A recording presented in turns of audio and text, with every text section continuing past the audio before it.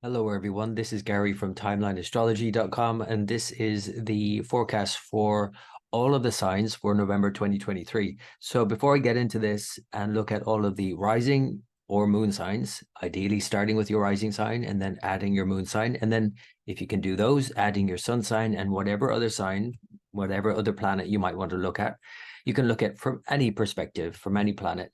But really starting with your rising sign, before I get into it though, I just want to give you some general indications here that there are a lot of things going on in November on the back of what happened in October for more obvious reasons, the kind of explosive transits that occurred with the eclipses, with Mars activating the eclipse degrees. And now we're feeling the after effects of that as the nodes shift. So that's the key thing that's happening is that Rahu, the north node in November, moves into Pisces. Ketu, the south node, moves into Virgo, but they're just moving. So it's this kind of pivotal time. We're on a knife edge here and everything is in flux. The sands are shifting beneath our feet and it might feel like very uncertain and unsteady. At the same time, I do want to say that there's a lot of strengths going on in November, including and more especially when we have Mars moving into its own sign, Scorpio. The issue here is, though, that it's combust and it's squaring Saturn. And so we have to really dig deep in November for all signs, no matter who you are, no matter where you are, no matter to what degree you're experiencing this volatility. The strength of Mars in combustion squaring Saturn is not an easy call. It's not an easy one to access. It's harder to navigate that in a more poised manner. It's easier to get reactive, to get angry when you feel a pushback against something you want to do and overreact. So I would just be mindful for all signs to be really patient with yourself and other people, because when we add the fact that Venus is about to move into its fall into Virgo, its sign of debilitation, where it's not happy, we might not feel happy in November. And if we're not feeling happy, and also especially the beginning of the month, the energy just isn't there. So we're feeling low. We're not happy. We're feeling low. We're feeling critical. It's easier to lash out. And so we all have to be really mindful and patient with ourselves and with each other. So that's enough of the sermon. Let's get on with the signs. And let's start with the first sign of the zodiac, and that is Aries. So for Aries, of course, Mars is your ruler.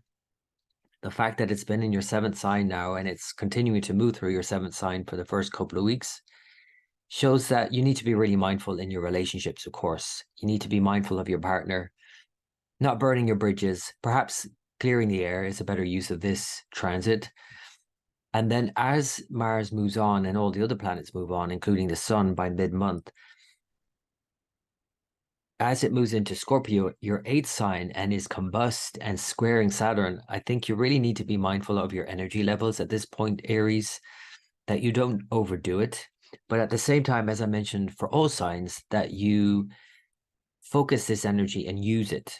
So really dig deep and channel all of this energy and focus all the energy on something that you can do. If you don't have something to do, and maybe working on something with someone else, or working something out, or researching something, or whatever eighth house activity that you normally do. Eighth house covers a lot of activity. So it could be sex, it could be research, it could be deeply going into some emotional issue to overcome some trauma. It could be dealing with some practical financial issue, like overcoming debts, like paying your taxes. This is the time of year that many people have to pay their taxes. It's those kinds of things that Mars in the eighth house are good for. What is probably something that you have to be mindful of is that it could also bring up some really intense experiences, and to be really mindful of overdoing that, not to kind of invite that necessarily in, because there's already enough intensity going on. So why bring in even more, I would say. So the fact that Saturn is squaring Mars, and let me show you this by the mid-month. So here we have the beginning of the month, 1st of November. By the mid-month, we have Mars moving in to Scorpio. So this is your eighth sign. The sun will move in as well that time. So actually on the 17th, 18th, and actually really throughout the whole mid-month period, Mars and the Sun are at the same degree. So starting in Libra, moving into Scorpio, you know, it's volatile, because when any planet is combust, it's angry, but Mars combust is really angry. And so you might be feeling angry, and it's kind of like when you have that kind of blowout with someone, and then there's the after effects of that, and you might feel a bit depleted and burnt out from that. So just be mindful of that, because now what's happening is that as soon as Mars moves into Scorpio, it's going to square Saturn, and the exact square comes later on in November by the 25th or so.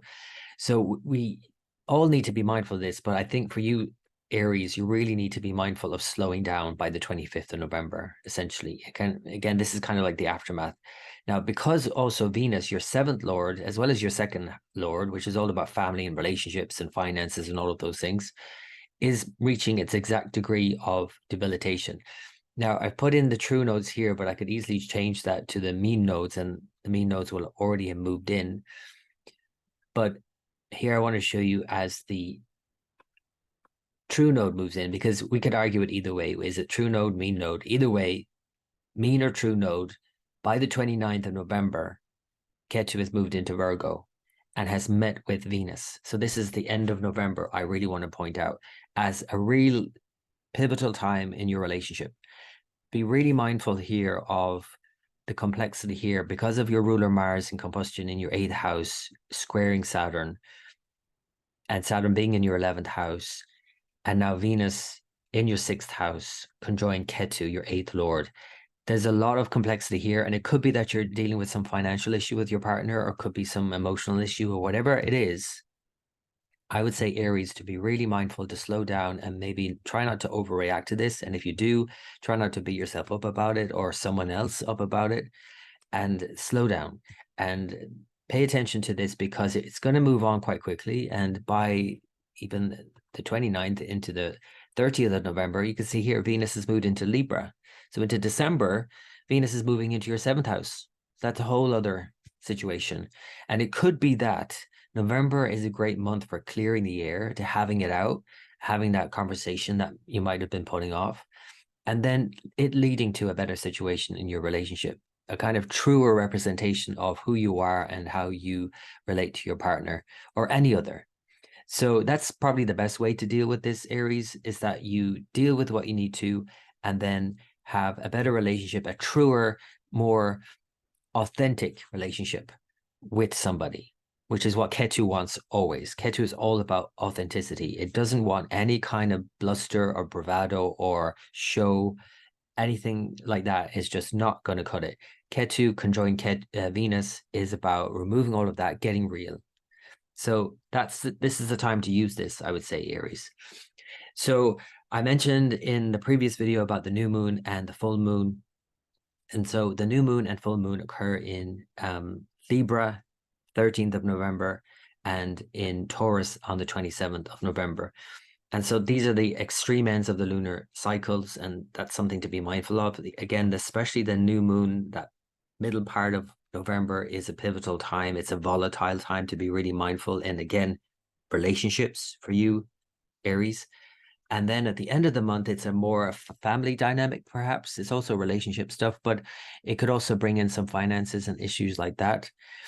And because this Venus, having moved through your 6th sign now, is also bringing up some issues financially, some debt situation. And again, together with Mars in your 8th house, I would imagine that there's some sort of debt thing that has to be overcome. Maybe you're clearing a debt in November. Again, a lot of people have to pay their taxes by November. So perhaps it's that. Maybe that's all it is. But definitely there's some complexity here to deal with, and you need to be really patient with all of it. And again, by the end of the month, look at what's happening. We have Venus in its own sign, Mars in its own sign, Saturn in its own sign, and Jupiter left in your sign, with Rahu moved out of your sign by the end of the month. Whether you, again, use the mean or true nodes, Rahu by the end of November has moved out of your sign after a year and a half. So this is overall, I think, a more positive situation by the end of the month. And I'm trying not to sugarcoat November, but instead give you a sense of the light at the end of the tunnel here. where there's something better on the horizon. And it's in a way you have to kind of get through this dark night that November is to get to that. So Aries, I hope that's been a help. As always, I wish you the very best. And until next time. For Taurus rising and our moon sign, this month of November is more complex for sure, just solely based on Venus moving into its fall, into Virgo. So for you, Taurus, you might feel this as just this sense of downturn. I would say it's probably a good month to take some time out, to be quite honest, because there are a lot of other things going on as well that are quite volatile. And when you add that kind of volatility to this low ebb, essentially, with Venus moving into Virgo, you just might feel less than in some way. And I think it's important to, you know, I would say take time out of just speculating, full stop. So why I say that is that the fifth house is very much about you planning your future.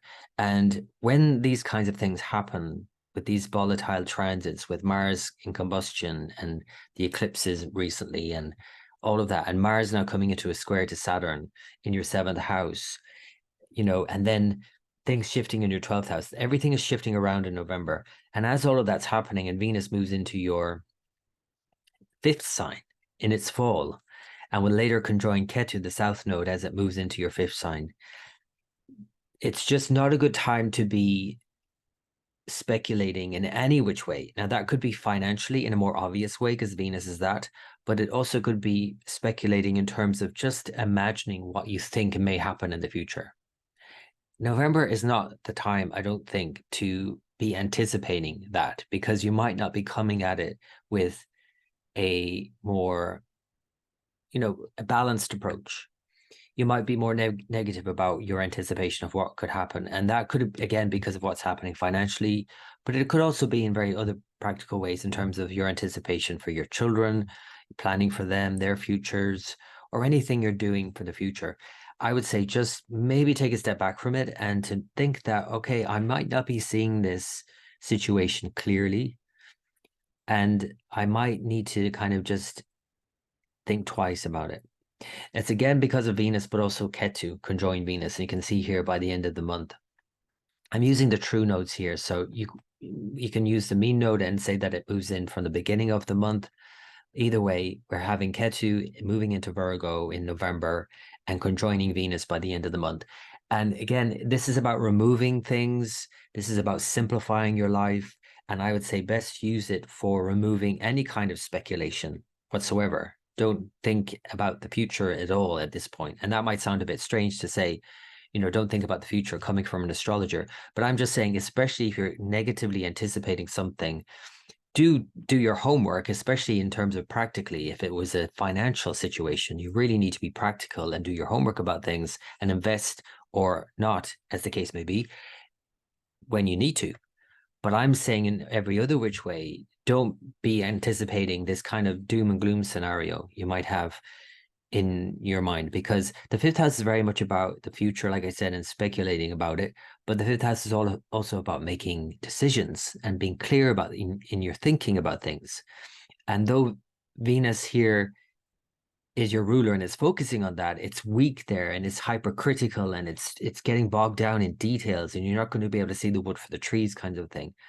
Ketu coming in, as Venus moves on, and Venus will move on very quickly by the end of the month, 30th of November, move into Libra in a stronger position, leaving Ketu behind for the next year and a half. Now, Ketu in your fifth sign could be a good time for removing all of those kinds of extra superfluous sort of issues around, whatever you're speculating about, and just get to the point, remove all of those details and just get to the point really quickly and know what you need to do. And then you can work out the details after. That's probably a better use of Ketu in your fifth house. So I mentioned that Mars is moving into your seventh house. This happens from mid-month, and then is joined by the Sun, of course, every mid-month in November. You have the Sun moving to your seventh house. There's a lot of activity, obviously, therefore, in your seventh house with Mercury here as well. Saturn aspecting here also. And so a lot of focus on your relationship. And because fifth house is very much about that as well, there's a lot of focus on relationships. And again, a lot of volatility potentially here as well to be mindful of. Mars combustion makes things volatile. So people can get angry, and it might not be you at all, but you might experience it through somebody else.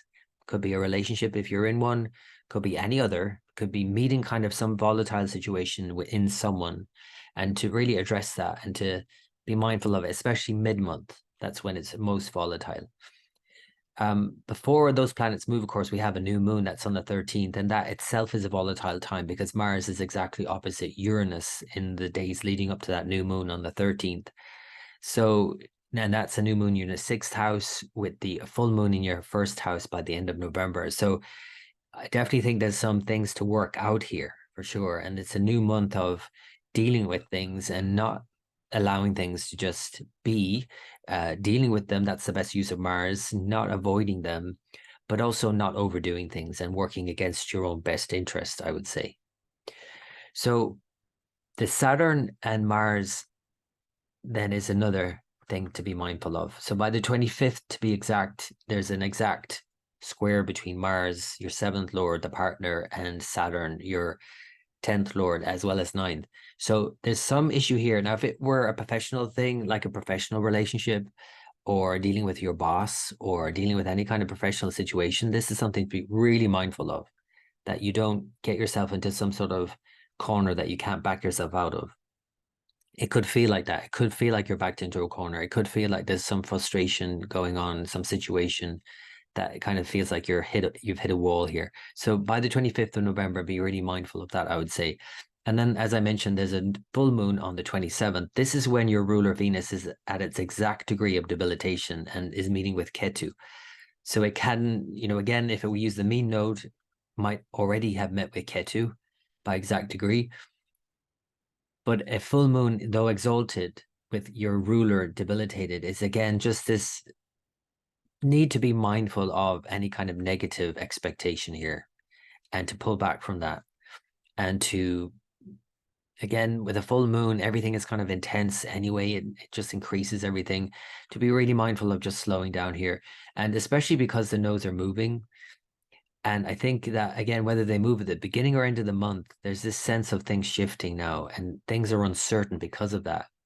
But the most positive thing to say about that is that they're moving out of your 12th, 6th house. So at least the kind of uncertain, unseen, unforeseen circumstances of Rahu in the 12th house shifts as Rahu moves into your 11th house by the end of the month. This is a lot more positive because Rahu and the 11th house go hand in hand. It's all about ambition and gains. And that's a better situation overall. There still is influence, of course, in your 12th house with Jupiter and Uranus. They don't move out until next summer. But it's at least leaving them behind on their own. And the shadow of Rahu moves on into Pisces. Ketu, like I said, the south node into your 5th house. And now the issue here is about you planning the future and, wanting to gain something from what you're doing and what you're planning. And just to be really mindful of not getting bogged down in the details and seeing the bigger picture, but at the same time, not overdoing that either and missing all the details. This is always the extreme with the nodes. And that's something I'll talk more and more about as the months go on. But for you, Taurus, I think it's really about thinking about your future now and planning it more and getting more balance between, getting enough details right to manage your life, but not getting bogged down in them versus, seeing the bigger picture, but not avoiding any issues. So Taurus, that is the month of November, a very complex month for sure, but I think when you eventually and ultimately, especially by the end of the month, will reap the rewards of. And you just need to be patient until that time with all of the volatility of Mars combustion and the Saturn square and the nodes shifting and all of that during your ruler Venus in its fall, where you just might not feel 100%. So it's important that you take a step back at this time, I would say, Taurus, and bide your time and be patient because it's all going to come out in the end, and work its way out as everything does. This too shall pass. So Taurus, I hope that's been of help. As always, I wish you the very best, and until next time. For Gemini rising and or moon sign, Gemini, your ruler Mercury is moving into Scorpio, your 6th sign, and then quickly moves on into Sagittarius by the 26th. So there's a lot of change going on between these 3 signs, 5th, 6th, and 7th. starting out in your fifth, where there's been a lot of attention and activity in the eclipse and all of that. Fifth house is very much about planning your future, around whether it's your own plans or for your children, any kind of speculation, whether that's practically in financial terms or in love matters or in any kind of planning your life, has obviously shown a lot of changes going on with the eclipse.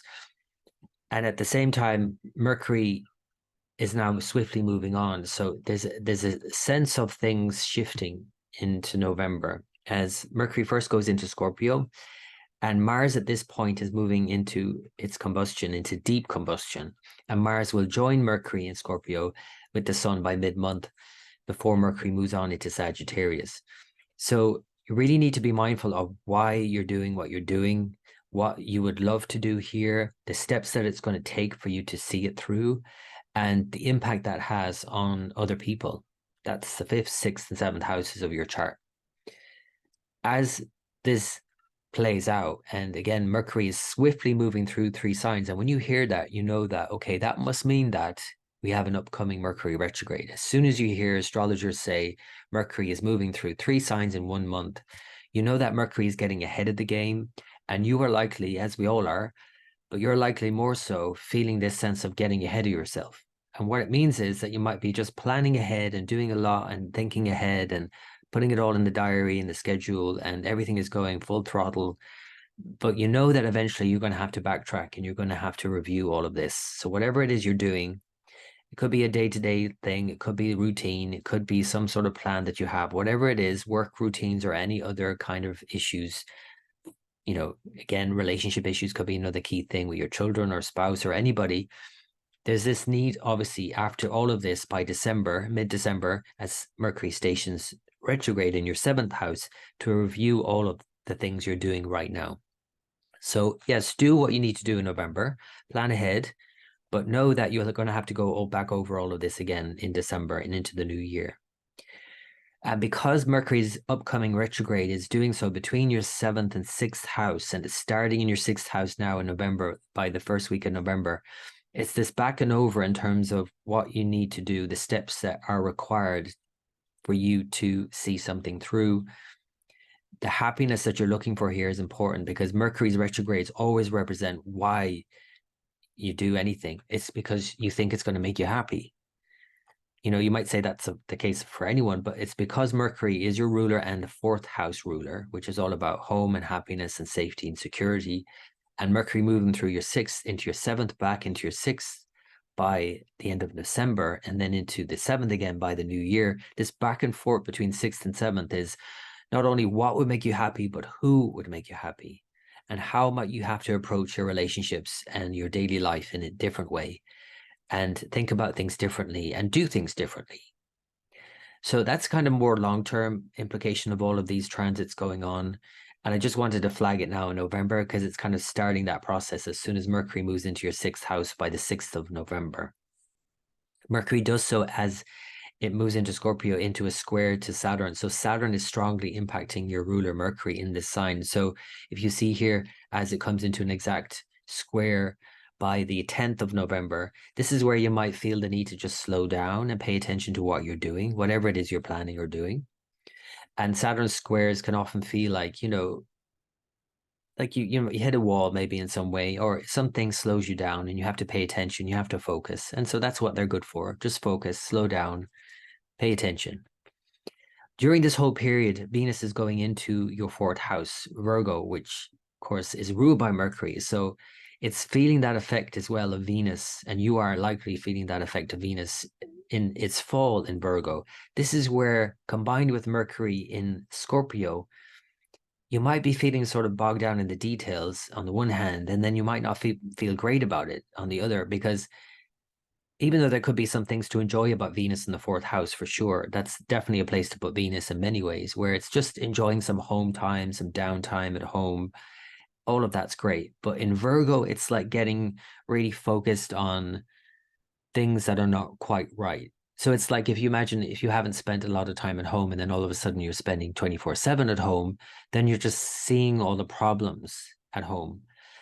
Likewise, it could be not literally the case of home, but also could be something emotionally that you're having to deal with, that you haven't spent any time sitting with yourself and feeling things out. And and Venus in your fourth house in Virgo could be like, well, yeah, I don't know how I feel about this now. I don't know how I feel about that person or that thing or whatever it might be. And you might get really focused negatively on those things. So it's really important to be mindful of that. Why are you doing that? And of course, you're doing it like we all do this with Venus and Virgo. We want to better our lives. We want a better situation. But we can do that without just overly focusing on problems. We can see the problem and then make it better without needing to get too bogged down in the mud here. And that's especially, like I said, because Mercury from the 6th of November till the 26th of November is in Scorpio, your sixth sign. So it's kind of like dealing with a problem, and not feeling good about it necessarily. So any kind of home issues or work-related issues that kind of spill out into home is something to be mindful of from the whole mid-month period, I would say, all throughout the mid-month. Now, when we combine the fact that Mars is moving through your fifth into your sixth with the sun by mid-month, and so therefore Mars is combust, it is exactly conjoined the sun. So this is like a combustible, volatile situation. And because it's your sixth sign, especially from mid-month, from the 17th onwards, with this Venus still in Virgo and Mercury still moving through Scorpio, with Mars combust in a square to Saturn, this is where I think you need to be really mindful of, having some issues with coworkers, for example, or having some issue with anybody, essentially. And just, again, getting bogged down in details and not feeling happy and then taking it out on others or other people taking their stuff out on you. And this kind of back forth kind of thing that goes on with the sixth house. Sixth house essentially is all about our own inner demons, our own shortcomings. And it just might get easily projected out onto other people where it's like their fault. So being really mindful of dealing with anybody, I would say at this point, friends, especially if you're dealing with any kind of group dynamics, this could be a bit volatile to say the least. A Mars combust in your sixth house. So Gemini, I would say just be really mindful of friends, groups, any kind of associations you have going on in November. And it might be, like I said, more of a down time. It might be a better time to spend at home. And even if you are noticing problems at home, you're taking it out on people at home. That might be better than, in work-related situations where I think it could easily escalate in November. So that's something to be mindful of. The Saturn square is just another kind of thing to be mindful of, and especially by the 25th, because this whole period here with Saturn Mars square, it's always a bit of a tense situation. We all feel it, but you're feeling it here in the sixth house Mars with Saturn in the ninth. The sixth, ninth dynamic is an interesting one because it's like sixth house is just getting bogged down in stuff you have to do and maybe you don't want to do, but you have to. And the ninth house is looking for something more meaningful and purposeful. And Saturn is moving forward now, at least in your ninth house. So there is this sense of the bigger picture. And I would say keep that in mind always and don't get too bogged down in the details of your life here. Because November is, it's brief, it's moving on. Things move on by the end of the month. It is a volatile time, but things will change. The other key thing to say is that by the end of the month, we have the nodes move sign. Now, whether you use the mean or true nodes, and I'm just showing you the true nodes here, whether you use mean or true, they move by the end of November, one way or the other. And by the end of November, we have Ketu move into Virgo and Rahu move into Pisces, your 4th and 10th houses. That means that you're going to go through a lot of changes in your home and work life. So really, in a way, November is setting the stage for that. And it could be that the sort of things that are happening in your work situation, the frustrations that you might have to face, and the things that you might be bringing home with you, the problems you bring home from the office, as it were, could be leading to this bigger changes that are happening. And you might also even get a sense of that on the horizon. And that's what's adding to this kind of frustration because you don't know what's happening. It's not clear to you as of yet. And that's another reason why there might be some volatility to have to deal with. So just be open, I would say, to the bigger picture. Again, thinking about Saturn in the background of all of this. Why are you doing anything you do? What's the meaning and purpose behind it? Thinking about the bigger picture in terms of your bigger plan for your life in terms of your work, especially. And focusing on work, of course, is important with Rahu moving to your 10th house. And it's a good energy for Rahu. Rahu loves to focus on work and ambitions and all of that. So that's all good. So even though there are changes afoot, you can get on with it and it's great. You don't want to be neglecting your home life as you do all of those things and make all those changes, or all those changes happen, whether you want them or not. You want to be able to get a balance between your home life and work life, essentially. And I think November, the balance could easily be lost. And I feel like you need to be really mindful of that so that you start on the right foot here as the nodes move into your 4th, 10th house. Keep a balance, work-life balance, right, all the way through, I would say. Mentioning the full new moon and full moon, the new moon is on the 13th in your 5th sign, and the full moon on the 27th in your 12th sign, Libra and Taurus. So these times, as always, really, the new moon and full moon are extreme ends of the lunar month. The 5th sign is very much about planning the future. The 12th sign is about sacrificing something and letting something go. You've planned it, you put it forward, you've intended something, you want something, you desire it, you just let it go. You know, you give it out to the universe and to allow it to come to you, whatever way it's going to come to you. You know, you don't want to get too bogged down in the details of that. Like I said, again, in November. But certainly the new moon on the 13th, even though it's a dark time, certainly in the month, but also in the whole year, in the way, the darkest time of the year, the 13th of November, it's important that you don't lose sight of the bigger picture, like I said, because the 5th sign is about you being able to see clearly and to make a decision about something.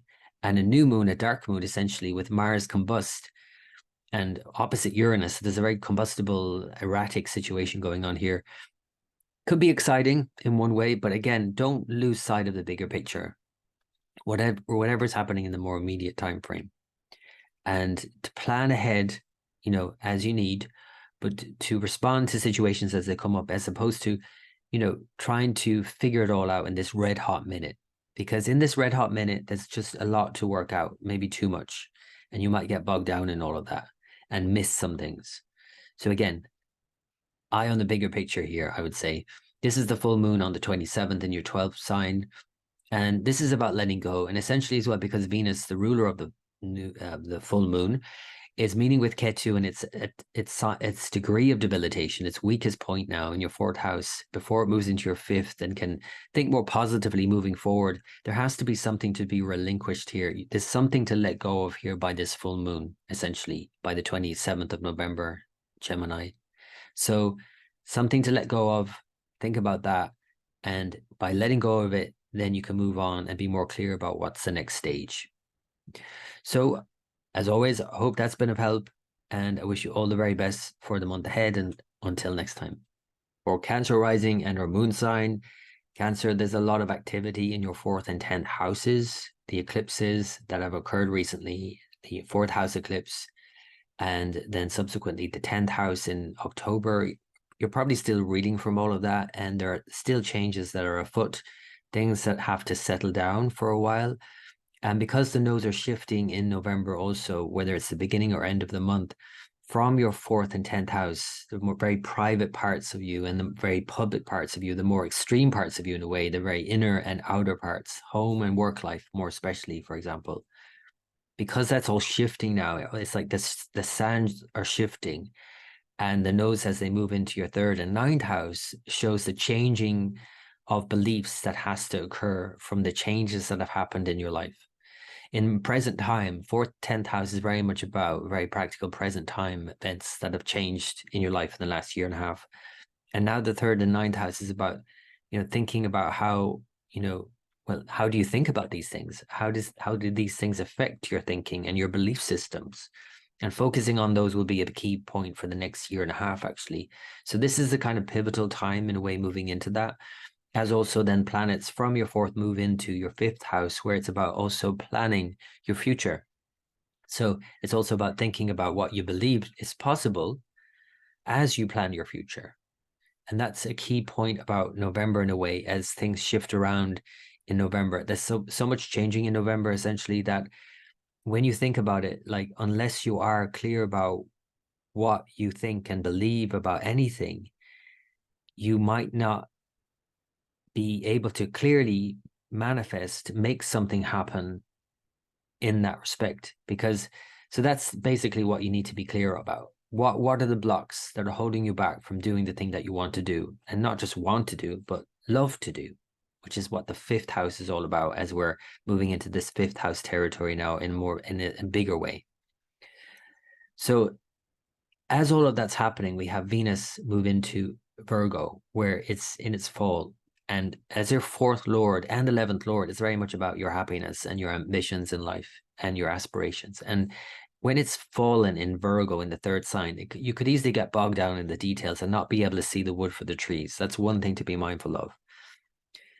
And especially as the planets then file into your fifth house, as I mentioned, it's by the mid-month, you'll see here, they're all moving into your fifth house.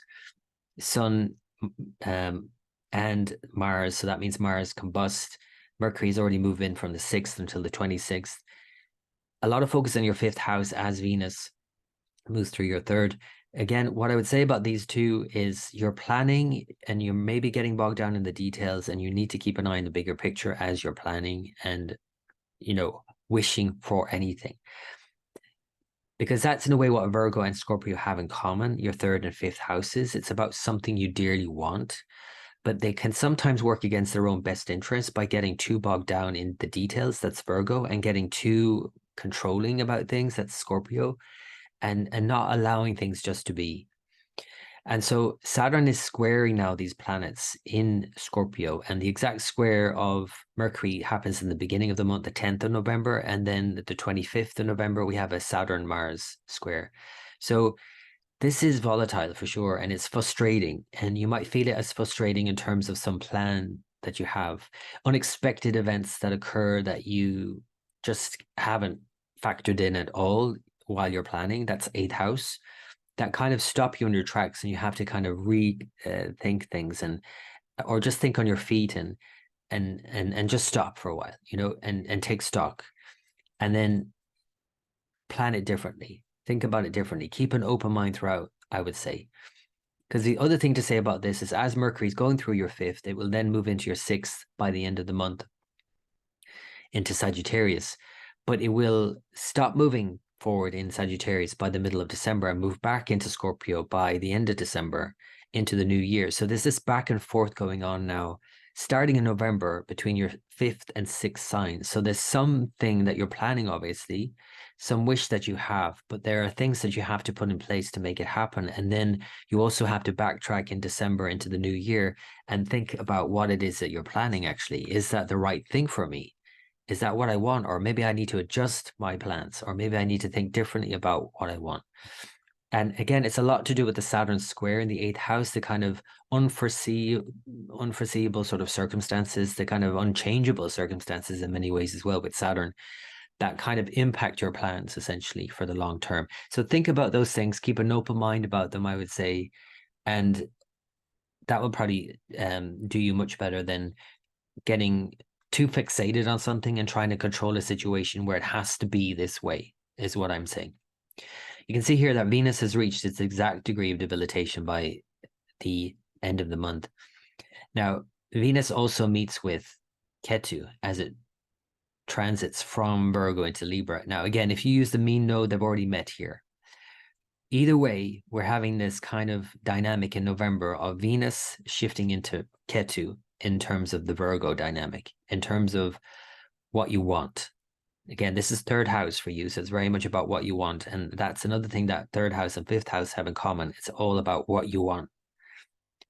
Venus in Virgo, like I said, is too bogged down in details to get what it wants. And even if it does, it's not happy with it. So just to be mindful of that in November. That shifts by the end of November as then Venus moves into Libra, your fourth sign, a much better place to put Venus for sure, and out of the way of Ketu. Now, it is still hemmed in between Ketu and Mars, but anyway, that's a whole other. By the end of the month, Ketu moving into Virgo, and for the next year and a half, as I mentioned, this is the nodal axis shifting.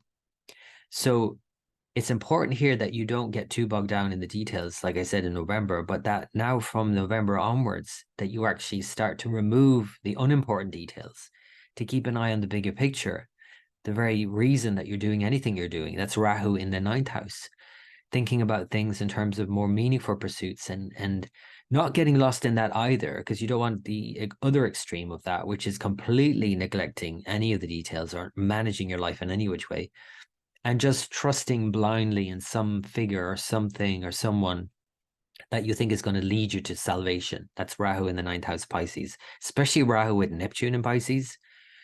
Like there's nobody out there that's going to save you, essentially, even if it looks that way. With Rahu moving into your ninth house, it might look like they are your savior, but you are your own savior.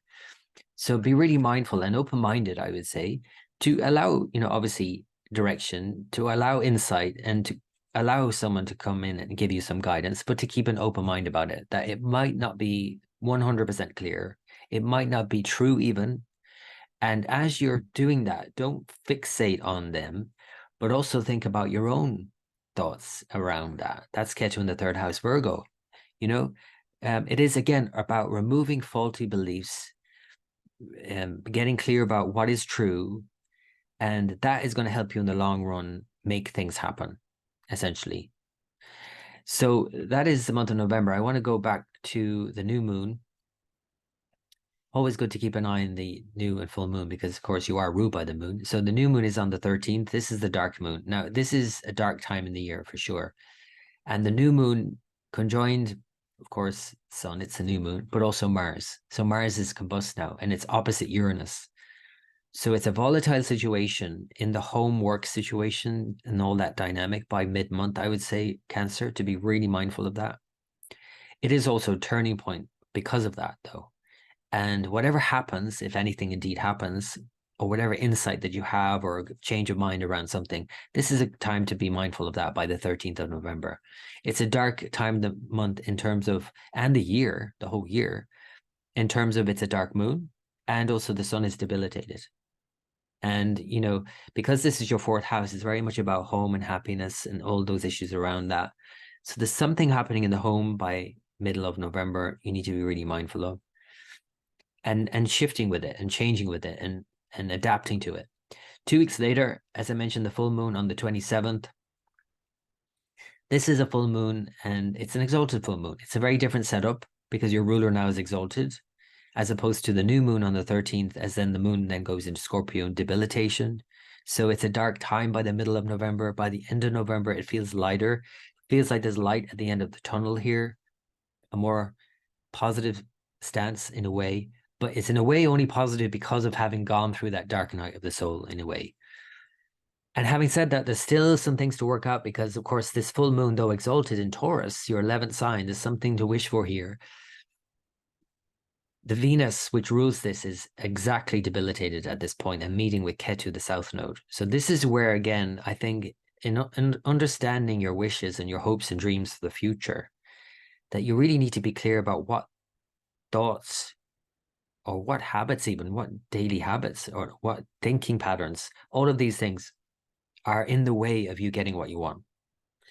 And that's a better use of November, I would say, Cancer, is to use the month and transits to get clear about what's blocking you.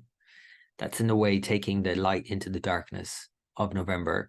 Get clear about what's blocking you and remove those blocks so that you can get what you want, essentially. That's probably a better use of the month of November.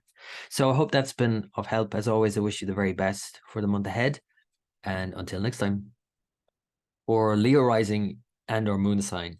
Leo, your ruler, of course, the sun is moving through its sign of fall, its sign of debilitation in Libra until the middle of the month, November 16th, 17th, depending where you are. And then it moves into Scorpio, your fourth host sign, conjoined Mars. So Mars is combust the sun. So there's a definitely combustible, volatile situation going on, leading off the back of a more downturn for you personally. So what that could play out as, of course, is that you just don't feel well, you feel under par, and that you could easily take that on other people, especially at home. To be really mindful of any kind of volatile situation, any anger brewing in the home situation, or with parents. That's another thing that Mars represents, of course, the fourth and ninth lord for you. So if your parents are alive, or any kind of parental figure, like mother or father figure around you at this time, or anyone around you in your home environment by mid-month, I would say onwards, to be really mindful of anything blowing up. And maybe it does need to blow up. Maybe you do need to clear the air, have that conversation and clear it out. But again, it's probably not the best time to do that in the beginning of the month, because Mars is combust the sun from really the beginning of November. It's just that the sun is in its fall. So you just might not be feeling the energy right now. And the energy will come in spades again when the sun moves into Scorpio and fueled by Mars. And sometimes you have to think about anger as an energy. Anger is an energy, and it could give you that impetus to do something, get up and do something and make changes. And it could be in your home. There could be some issue to deal with in your home and you haven't been dealing with it. And by mid-month, it's the time to deal with it. But again, like I said, the first couple of weeks of the month with Sun in Libra, maybe is not the time to tackle it because your energy just isn't there. Venus then also goes into its sign of fall. So now we don't have any kind of propping up the sun from the 2nd of November until the sun moves on the 17th of November. So really that whole first couple of weeks in November, it just feels like a downturn. It just feels like a fall. It feels like a need to kind of withdraw, to move inward in a way, because of what's happened essentially, you know, with October's eclipses and the volatility of those transits. It could be the aftermath of that, the downturn of that, the fallout from that. Again, energetically for you, whatever that is specifically for you, Leo, because of course I can't go into the specifics of your unique chart, but generally for Leos, this is a time to take a step back because the sun is in its fall in Libra, and Libra's ruler Venus is in its fall in Virgo. And there could be some getting bogged down in details and just not seeing the wood for the trees here, and some financial, some professional issue going on that really makes you feel not great. Let's not sugarcoat it, shall we? But it's just for the first 2 weeks of the month. And if you can just manage those and be patient and see that there is a strength coming in that you didn't even know you had, then Leo, I think you can manage this better. And management is certainly a part of what Venus and Virgo is all about, your 10th and 3rd Lord in your second sign. So you have to manage things. You have to manage your finances. There's some financial issue to manage here in November. You have to manage your expectations. And that's especially by the end of the month as Venus reaches its exact degree of debilitation and conjoins Ketu, the south node, which is moving into your second sign, Virgo. You have to manage your expectations in terms of your financial life moving forward after November. So it's a very much a pivotal month in November financially.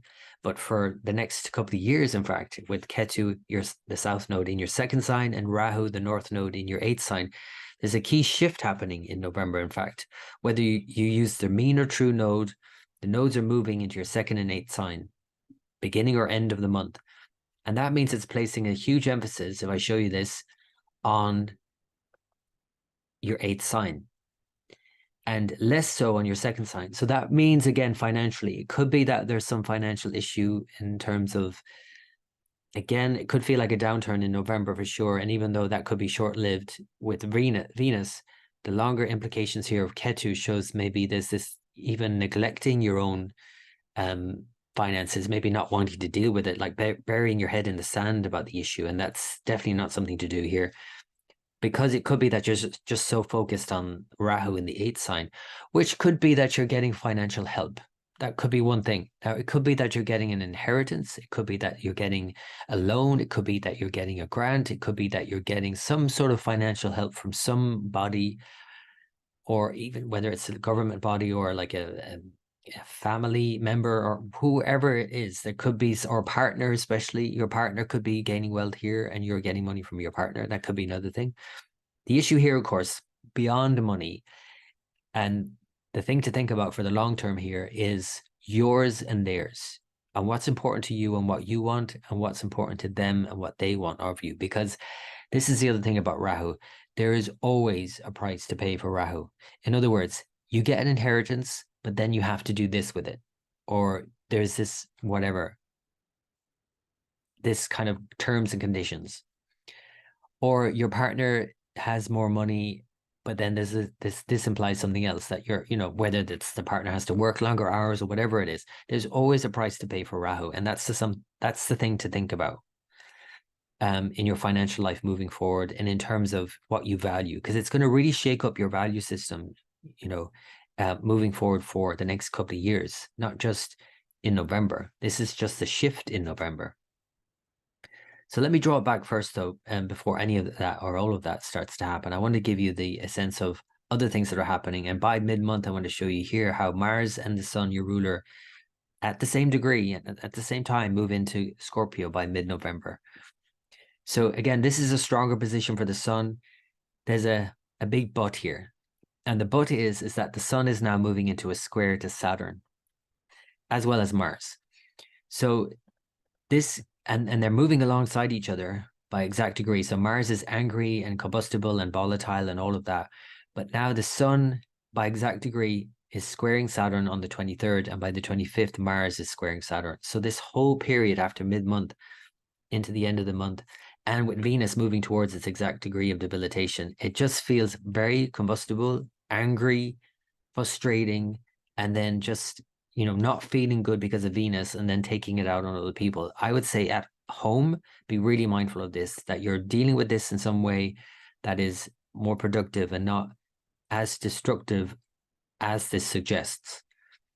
Because Saturn is now, although moving forward in your 7th sign, showing the bigger picture here in terms of relationships and issues there can move forward. There could be some health issue as well that can be moving forward with you and your partner, or a partner who has a health issue. That could be all moving forward. That's all good in terms of the long term. But itself, because it's squaring Mars and your ruler, the Sun, in your 4th sign, there could be some frustration you're having to deal with now around that. It maybe doesn't feel like it's moving forward fast enough for you in November, especially, like I said, from mid-month.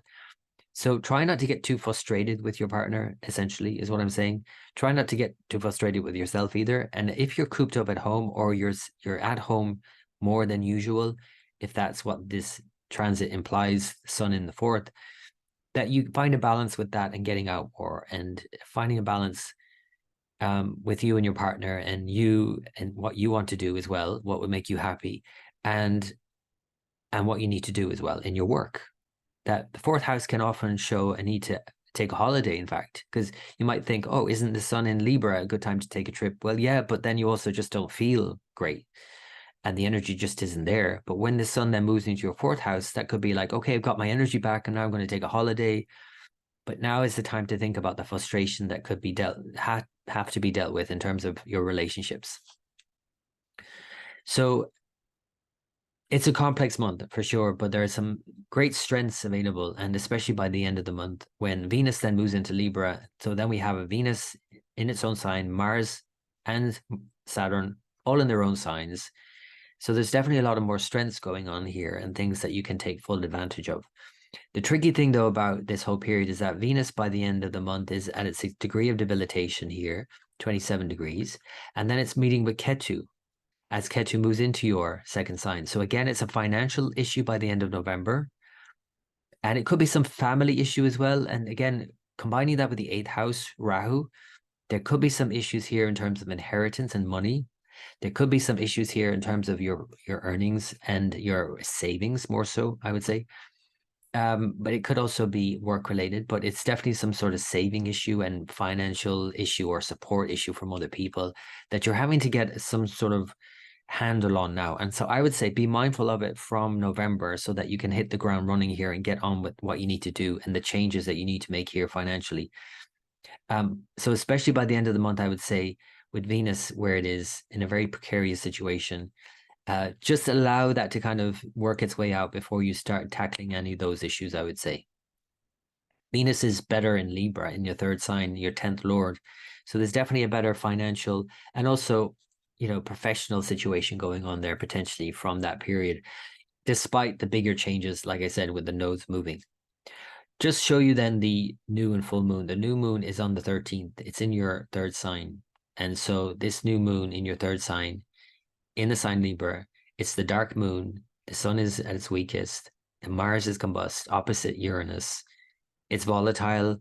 You need to be thinking about your interaction with other people at this time, and even in terms of your own interactions with yourself, which means what is that voice saying inside your head?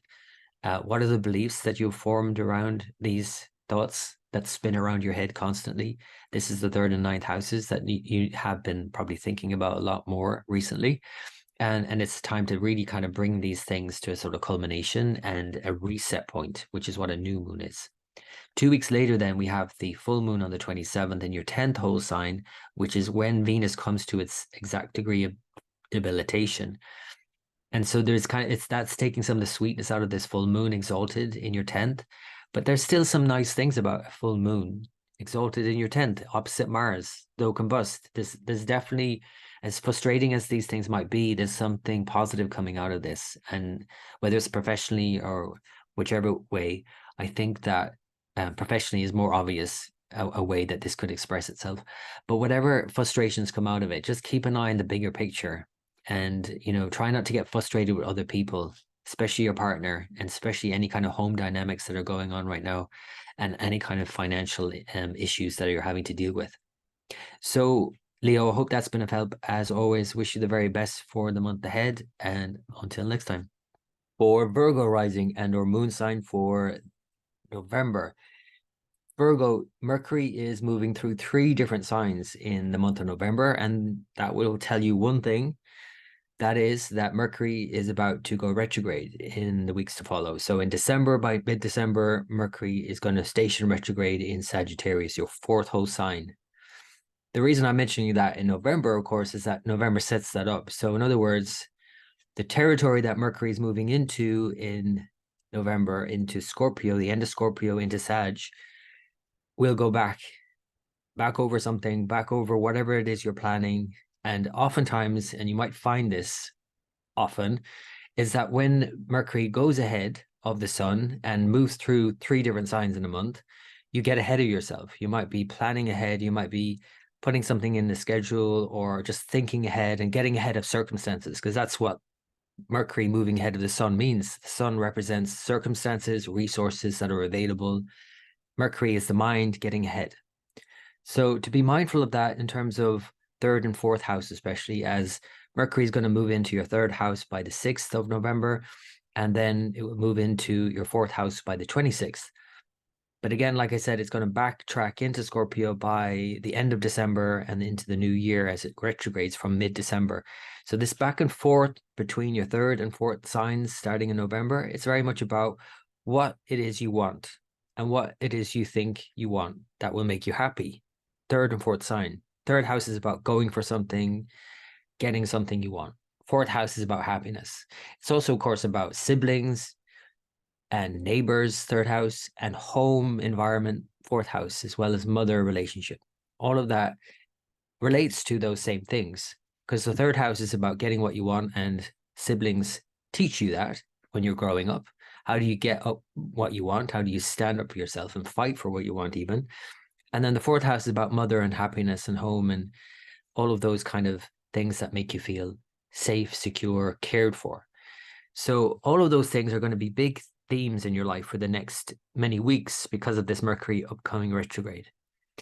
And initially, as it moves into Scorpio, of course, we have Mars combust during this period with the sun, as Mars and the sun both move into Scorpio and join Mercury by mid-month, by the 17th. So this is a highly volatile situation that's occurring here. When you have Mars combust in your 3rd house, so Mars and the sun together by degree, in Mars's own sign, Scorpio, in a square to Saturn in your 6th sign, 3rd and 6th sign being really activated in a very tense configuration. Virgo, I would just say that this is a time to be really mindful of what you say and how you say it, and especially dealing with co-workers, more especially, or dealing with anyone where you have a problem with them. If it's someone you see as a competition, or someone you see as who is a co-worker or an employee, for example, this is 6th house, or you just see as an enemy, even an outright enemy, somebody who you just don't get on with. This is a time you have to be really mindful of this kind of like butting heads. So the exact square between Saturn and Mars is the 25th of November. A couple of days before then, we have an exact Sun-Saturn square, Sun being your 12th lord in your 3rd house. There's definitely something you have to let go of here, and frustration is one thing you could absolutely do with letting go of here, and be patient with yourself and other people at this time. So again, communications are any kind, dealing with other people in any way, professionally especially, But any which way, I would say be really mindful of that through mid-month through the end of the month. Throughout this whole period, Venus is moving through your sign. That could sweeten the deal. That could make it so that you're, at least being nice about it, potentially. But there are definitely things that have to be said, and things that, need to be said that clear the air, potentially. That's a good thing. But Venus in Virgo, though potentially more for you than any other sign in a way, potentially more a good thing, a sweeter deal, it's still Venus and Virgo, and you could easily get bogged down in trying to figure things out and trying to assuage all of this volatility that's likely all around, that, it just might feel a bit off.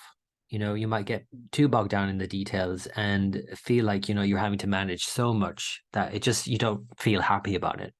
So that's something to be mindful of, Virgo, when you're dealing with anyone or anything in November. Throughout this period, then, as Venus moves towards its exact degree of debilitation by the end of the month, we have the nodes moving signs. Now, either they move signs by the beginning of the month or the end of the month, depending on the calculation you use, but certainly by the end of the month, at any rate, the nodes have moved and Venus is about to move out. And so it means that Venus and the South Node meet together at the end of Virgo, at the end of your sign. And this is, I think, the fallout from all of this. This is like the low point in many ways, and something to be mindful of at this juncture. And it's a tricky juncture for sure. And it definitely shifts quite quickly as Venus then moves into Libra, into your second sign, into a better situation. But I would say financially also, more especially by the end of November, this is a tricky point, the downturn, essentially. And beyond finances, I think you have to be really mindful of not getting too bogged down in sort of doom and gloom expectations, I would say, and use Venus in Virgo for what it's best for, which is improving your life as much as you can and doing what you can with what you have. And simplifying your life is essentially what Venus and the South Node Ketu is all about. But certainly with Ketu now moving into your sign in November and for the next year and a half, November, therefore, is so important in terms of understanding this new dynamic that's being born in you, which is needing to really deal with what you need to deal with, but not overdoing that impulse and getting bogged down in the details and not being able to see the wood for the trees. So not leaving anything out of the equation in one way, but at the same time, not getting so bogged down in details that you cannot see the bigger picture, which is what Rahu in the opposite sign, Pisces, is asking you to focus on also, which also means, more especially for you, Virgo, that you're having to deal with relationships in all kinds of ways and all kinds of new ways as you're going through this huge change personally. And you're likely to go through a lot of change in the next couple of years. Even physically, if this is your rising sign, this could even be a physical change you go through, but certainly changes that you personally are going through and how that's impacting the way you relate with other people. You could easily get so focused on other people and not actually even see the changes that are happening for you. That's the key thing here. Rahu is so much the focus usually for people, and it really takes all of our focus. And sometimes it can be overwhelming and very exciting and all of that. And that's also overwhelming. It's like, it's amazing sometimes, but it can just pull you in that direction so much. And that might mean a relationship. That might mean meeting someone new if you're not in a relationship. It might mean just focusing on the other people so much in general that you just miss the other things that need to be looked at. And that is, like I said, one of the key things is your own personal changes you're going through. And so keep an eye on both. Obviously, that's the key thing here, is getting a balance between you and the other in any circumstance, in any situation. It's not just about a relationship like romantic or even business. It's not about the other. It's about you getting a balance right between you and any other, you in any situation, actually. And to really listen, to really hear the call here, because there's a change that has to happen in you. And it's going to be quite obvious when you look back on this, but it might not be so obvious from the get-go. So I'm just saying to you, Virgo, in November, be open to this shift that's happening and this need for change. You can see here that Mercury has moved into your fourth house from the end of November. Like I said, by the middle of December, just a heads up, it's going to station, and then it's going to go backwards into Scorpio again, back and over Scorpio Sagittarius. Definitely a tricky juncture in the year. And for you personally, I think just thinking about what's going on at home, thinking about the personal changes you're going through and how they're affecting your relationships and your home life, all of these things have to be considered. And although, again, I do think there's a lot more positive things coming out by the end of the month, including the Venus in your second sign, in its own sign, Mars in its own sign, Saturn in its own sign, despite the, squares and these tensions that are building, there's a lot of power here if you can really direct it and focus all this energy into doing something good with it. It's just not the kind of month to kind of sit back and think that everything is going to flow swimmingly. It's just not one of those months, but it is a month for doing your best and, up to a point and then letting it go and focus your energy, use it to do something, but then get a balance right and allow this to kind of, do its own thing as well. So let me go back to the new moon and then I'll show you the full moon. So the new moon is on the 13th in your second sign. Obviously the sun and moon together, and Mars is also there. So again, a combust, angry Mars. Be careful of your speech at this time, I would say. This is a new beginning in terms of financial matters and family matters and relationships, and all of that are impacted, of course. But here you see all of this configuration in your second and eighth sign with the nodes moving is at least shifting from that kind of more uncertain parts of your life, second and eighth sign, into the first and seventh, which is at least more certain in a way that there's certainly changes you have to make. It's going to be more obvious after November what you have to make, changes you have to make. And so this new moon on the 13th could be that kind of instigator. Then 2 weeks later, you have the full moon in your ninth house sign, exalted full moon with Venus in your sign. Though debilitated, I think it's still a kind of sweeter time and a lot more strength with Mars opposite the moon. There's definitely more strength here, I feel, and more potential for more positive things, even if it seems in the more immediate time frame more dire. And again, it could be financially issues and all of that. I think that there could be some hope to gain from all of that's happening right now. And because of this full moon also being when Mercury moves into Sagittarius, so it's at the very cusp, of the signs Scorpio and Sagittarius, which is going to backtrack over by the end of December. There's just kind of like a real interesting sort of, I guess the best way to put this is thinking about Scorpio and Sagittarius is like preparing for the worst, but hoping for the best, and kind of being able to slip in between those two extremes where it's like, yeah, there is a lot of doom and gloom out there right now, but then we don't want to kind of trip out in kind of like ungrounded hope and sort of pie in the sky sort of idealism either. We want to be really, really clear about what's potential here and not get too bogged down in the kind of doom and gloom either. And so there's a middle way, there's a middle path that these two signs suggest, Scorpio, Sagittarius, and we're going to be playing a lot with this over the next few months. And I think for you, Virgo, this is a time to really think about these kind of things. So Virgo, I hope that's been of help. As always, I wish you the very best for the month ahead, and until next time. For Libra rising and or moon sign, Libra, your ruler Venus is about to move into Virgo, into your 12th house sign, into its fall, its sign of debilitation. And, even just hearing that word debilitation, you might think that, oh, that doesn't sound good. And, in one way, it's not good because your energy might not be there fully. And it is a month, I would say, November, and for all of us in one way to kind of just take a step back and to not overreact to kind of feeling, that we have to feel great all the time. But for you, Libra, because you are ruled by Venus and it's moving into its fall, into your 12th sign, there's something to let go of here. That even if it's just your expectation of things having to be a certain way, letting that go and not being too critical of yourself. That's a key thing about Venus and Virgo, but especially this Venus and Virgo because Ketu is about to meet with it by the end of November. So try not to be overly critical of yourself. Try to let go of an expectation, because expectations are what make us miserable in the first place. And in a way, the best use of this Venus and Virgo, especially conjoined Ketu, with Ketu now having finished its transit in your sign for the last year and a half, I'm sure there's plenty of things that you've had to let go of. So now it's just about just letting go into that kind of great mystery of life as Ketu transitions into your 12th house, Libra. So I think this is more positive. It's better to have Ketu in your 12th house than your first house in many, many ways. And the most obvious way is that Ketu and 12th house go hand in hand. It's about liberation. It's about liberating yourself from the day-to-day struggles.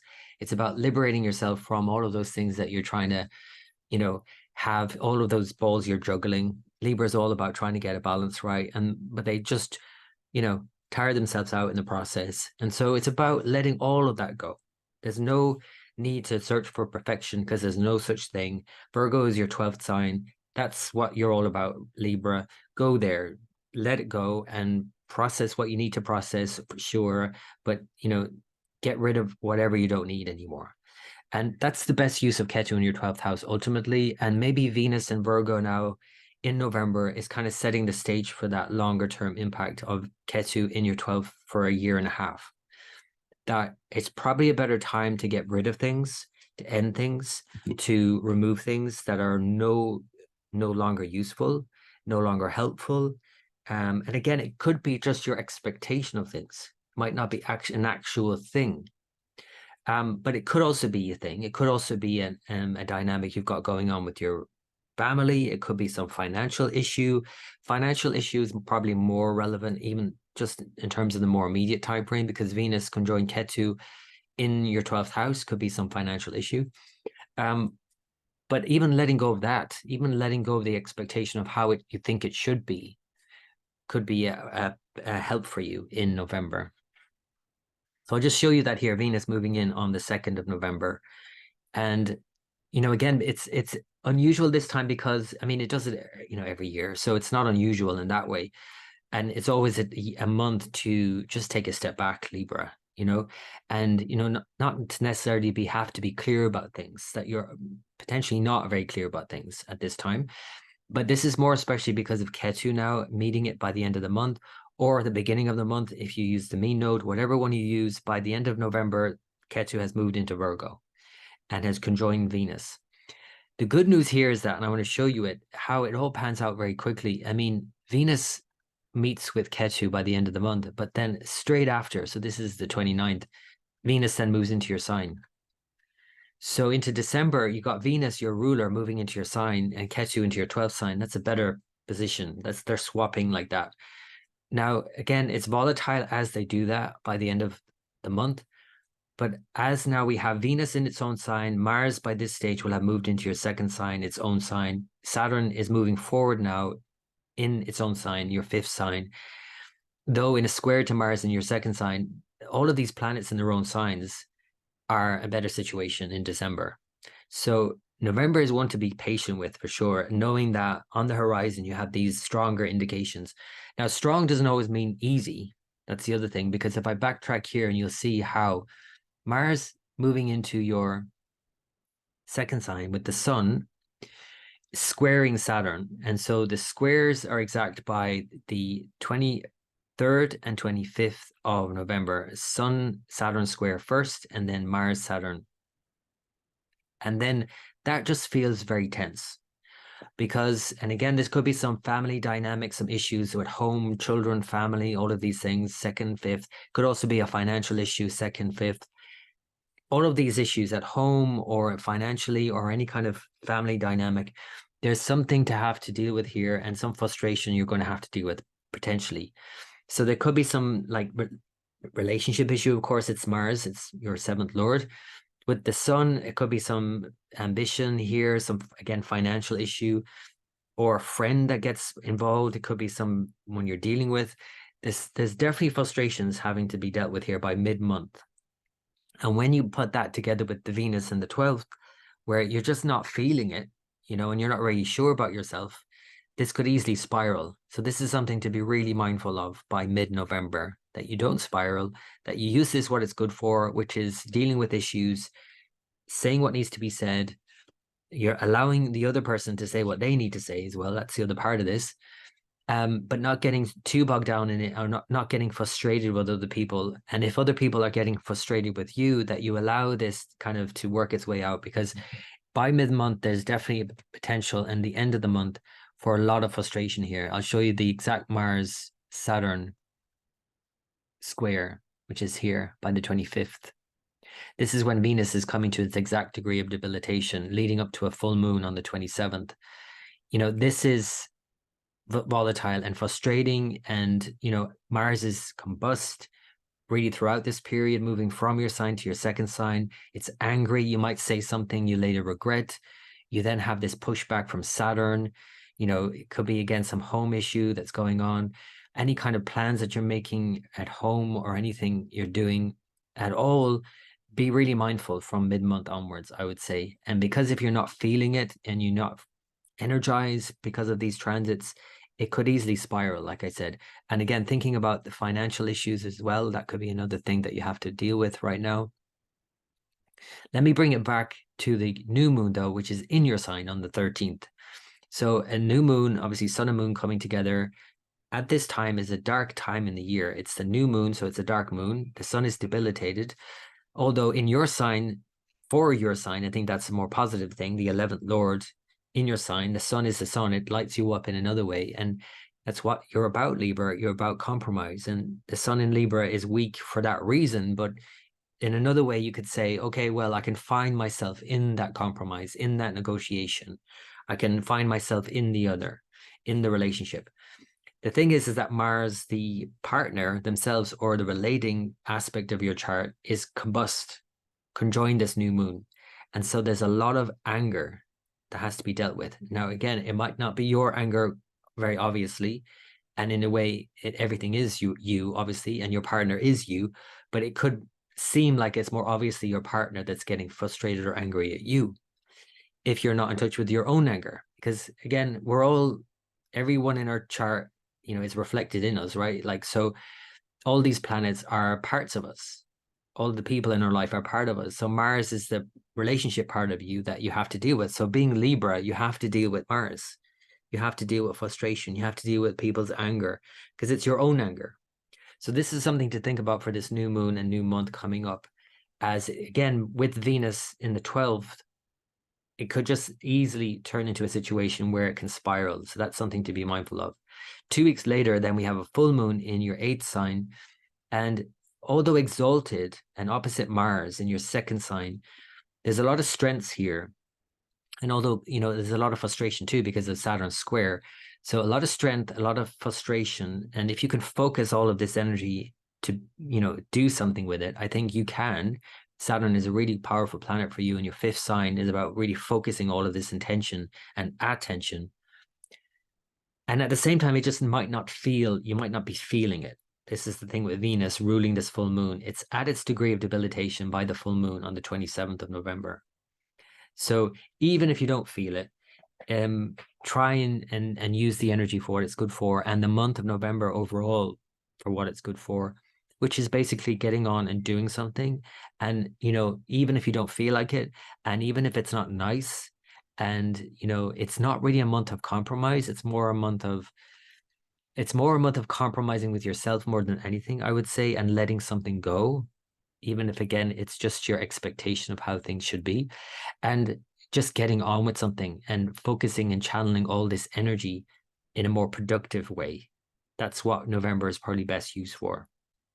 So Libra, I hope that's been of help. As always, I wish you the very best for the month ahead, and until next time. For Scorpio rising and or moon sign, Scorpio, Mars, your ruler, is in your 12th house sign for the first couple of weeks of November, it's been in October. This is what I call a shoot yourself in the foot transit, where you just have this kind of underlying angst that you just cannot place necessarily anywhere obviously. And there's like no obvious thing to blame, maybe. There might also be quite obvious things to blame, but Mars in the 12th, it's like these hidden sort of aspects and, self-sabotaging, really, essentially, is what it's about. That can, be an issue. Practically, it could be issues around sleep, around getting your day-to-day life in order, and this is one thing that I always gripe about myself with the clock changes, how it just messes with our circadian rhythms. You might feel that you're just not getting it. You're not on it as you normally would be. Your ruler's in your 12th house, the 6th Lord in the 12th. You're having to let go of a lot here, essentially. And because Ketu is nearly done with your 12th house, that's in a way positive. it's also maybe just about letting go of your expectation of the way things need to be, you know. Things are about to shift in a big way, of course, because by mid-month, Mars and the Sun both, because the Sun is also in a very weak position in your 12th house right now, your 10th Lord in your 12th house is just not happening right now and into the beginning of November. But by the beginning of, or the middle of November, the Sun then moves into your sign with Mars, and that is a whole other ballgame. So I'm going to show you that now. Now, there's some complexity here for sure as well. And I'm going to show you, along with Venus and the Saturn, all of these things are complex and the nodes moving. There's a lot happening in November to really be mindful of. But the first thing I want to show you is Venus as it moves on the 2nd of November into your 11th sign, Virgo. And Mercury will then shortly after move into your sign on the 6th of November. So there's definitely a complex situation developing here in one way as well, but it's, I think, in a way more positive ultimately with your ruler Mars moving into your sign by mid-month. The complexity here is that Venus in Virgo with Mercury in your sign is showing that there's some situation, some ambition, some issue with someone and some bodies, especially in a group dynamic situation or friendship circle or whatever, that is, you know, not feeling quite right. You know, it could be that there's some relationship issue that you have to deal with as well, or your partner themselves is dealing with an issue. And, you know, again, Venus in Virgo is one thing, but opposite Neptune is another, where it's this kind of like lack of clarity around the issues and you're trying to get really clear about them, but then you can't get clear about them. And then, you know, you're getting bogged down in the details anyway. So this is something to be really mindful of, Venus and Virgo, that you don't get hypercritical here, more especially because Venus in Virgo then is met with Ketu, the south node in Virgo, by the end of the month or the beginning of the month, whatever calculation you use. So Venus in Virgo and Ketu in Virgo, opposite Neptune and Pisces. This is like, you know, not being clear about the details and yet really still getting bogged down in them, as I said. And your partner and any kind of financial issues with your partner, any interaction with other people in general, I would say, is something to be mindful of, again, of this kind of hypercritical impulse that this could have. And so also self-criticism, and to be really mindful of that you're not feeling that and then also maybe not dealing with it and then experiencing it through another, where you're feeling off and then all that you meet with in other people is they are reflecting back to you feeling off.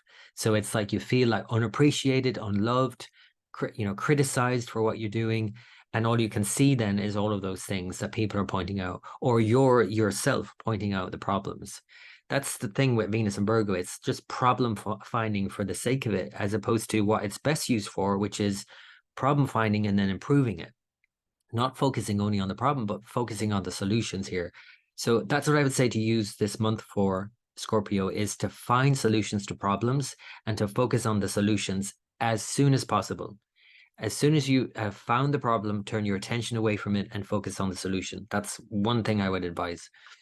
And the reason I'm saying that also is because we have Mars and the Sun move into your sign. And now we have a better situation by mid-month where your energy is coming back, where your direction is coming back. And even though Mars is combust now, and of course you might be feeling wiped out in another way, it's like you're just feeling that sort of you've been spent and now you're feeling spent, and that could literally be monetarily spent. But certainly there's this feeling of spent, energy's gone, and it's like it's coming back, but it's kind of coming back in sort of a different way. It's kind of strength in a different way. Mars combust in your sign is not an outward obvious strength, it's hidden. Mars is not visible at all at this time. So there's a need to dig deep here and find the kind of hidden strength within you, which you can, and, you know, really focus on that, to go within to find that inner strength. Now, at the same time, Mars and the Sun both are squaring Saturn. The Sun does first on the 23rd exactly, and then 2 days later on the 25th, Mars, your ruler, does. This is something to be really mindful of and patient with, that you have all of the strength that you're tapping into and frustration that you're probably feeling and anger. And let's face it, anger is energy.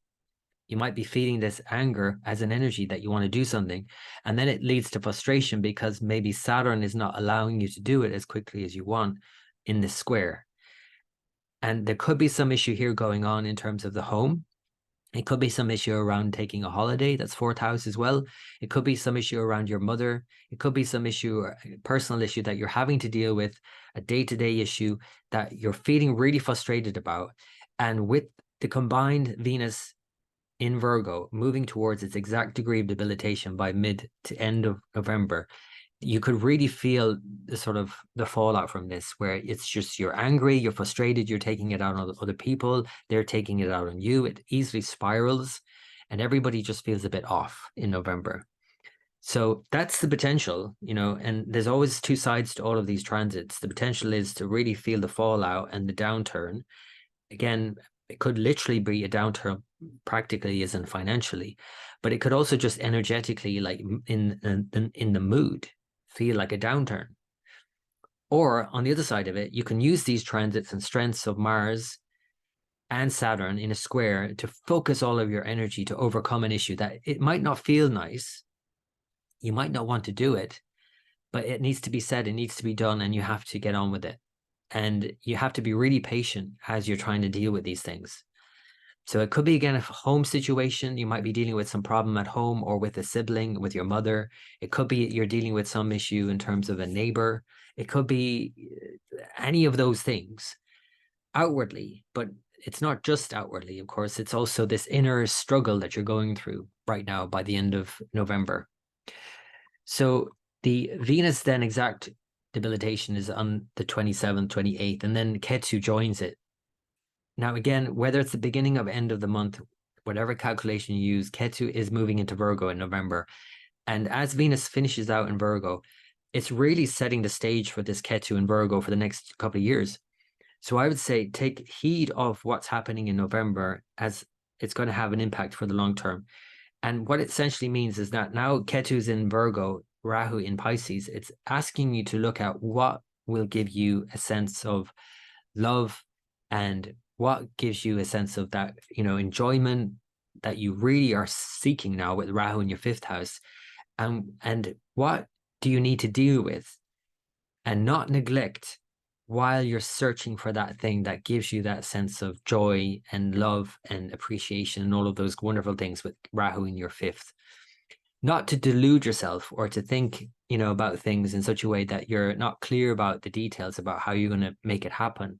But to get a balance right between both is to deal with what you need to deal with and the practical issues of life, and deal with people that you need to deal with, your network, in other words, the 11th house, in order for you to see this thing through that you want so desperately to experience. That's Rahu in the fifth house.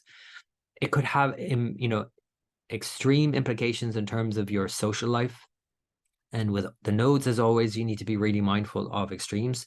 So it could be, for example, if somebody has children, Scorpio rising, Scorpio moon, you know, you're overly focusing on that and not focusing on your friends and neglecting your friend circle.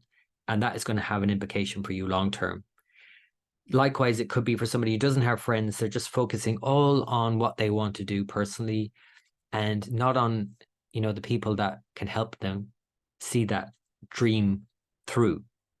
So that's why it's really important that you don't neglect your friends, you don't neglect your network and your acquaintances, your any kind of associations you belong to, that it's going to take like others to help you out without getting too bogged down in all the he said, she said kind of thing either, because that's certainly Ketu and Virgo. One thing that you're probably not going to put up with at all. But while you're, you know, maybe using the best of this is getting rid of all of those he said, she said stuff and not wasting any time on that. Look for the best in people. Look for what they have to offer you and what you can offer them and what you can all bring together, because there's something here you want to create. That's essentially what the fifth house is all about. There's something for the next couple of years that you want to create. And you're going to need other people and other resources from other people to make that happen. So think about that for the long term. And now as Venus is finishing up in this part of your chart, thinking about your bigger, higher aspirations, your ambitions in life, what do you then need to let go of? Because Venus is then going to move into your 12th sign. After all the other planets, including your ruler, has been through your 12th sign, Venus now moves in, and it's a lot more allowing in the 12th sign, unlike your Mars. Venus in the 12th is much more about, okay, I've done my best. I've put all the effort in. I have to kind of just relinquish something here, and I have to just kind of let this go and let it all pan out as it must. And that's combined with Venus in the 12th and Ketu now moving into your 11th house. And that's the switch that happens in November for you, Scorpio. So there's a lot that you can let go of here. And that also means, in a positive way, a lot of strife that you can let go of, because you've been really focused on that for the last year and a half with Rahu in your 6th house. And the fact that it's moving out now means that you can let all of that go. So that's the positive thing. So letting go of certain dreams, letting go of certain ambitions also means letting go of certain strifes and certain problems that you really don't want to deal with anymore. And you don't really need to deal with anymore. I think a lot can smooth its way out after this period. But again, like I said, November is this turning point, and it's probably going to be volatile, and you're probably going to be frustrated and angry and reactive. But eventually it'll all get ironed out and you can let it all go. And in a way, you have to kind of go through that frustration before you can let it go. Think about that in November, Scorpio. So I hope that's been of help. Actually, before we let it go, let me give you the new moon and full moon. I've been doing this for all the signs. So the new moon is on the 13th in your 12th sign, in letting go. So the new moon, you might think like, oh, a new moon in my 12th of endings. How does that work? Well, of course, it's about endings and new beginnings. And so it's the dark night of the year.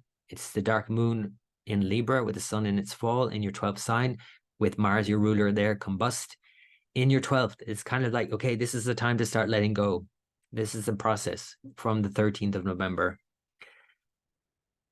2 weeks later, then you have the full moon, and it's exalted in your 7th sign. And although Venus, the ruler, is debilitated by degree at this point, there's some strengths here for sure, because moon is exalted opposite Mars, your ruler. So there's a lot of strengths here you can tap into. But again, like I'm saying to all the signs, November is not a month to sort of let things slide and think everything is going to work out and it's just going to be perfect. I'm not saying that at all. I'm saying that there's a lot of energy for you to work on and do stuff and clear the air and tackle things. But that ultimately there's a letting go process that happens, because you have to put the effort in first, in a way, for you to then be able to say, okay, I did my bit, now let it go and let's see how it pans out. And let's come back to it again once I've done that, once I've allowed that to be. That's probably a better use of these transits than just trying to be all gung-ho about it right the way through and then bulldoze your way right through the whole time. So that's the full moon, an exalted full moon in your 7th sign. There's definitely some more positive aspects coming up on the horizon, but November is one of those months where if you're not using it to its advantage, where you're dealing with issues, then you're wasting an opportunity, essentially.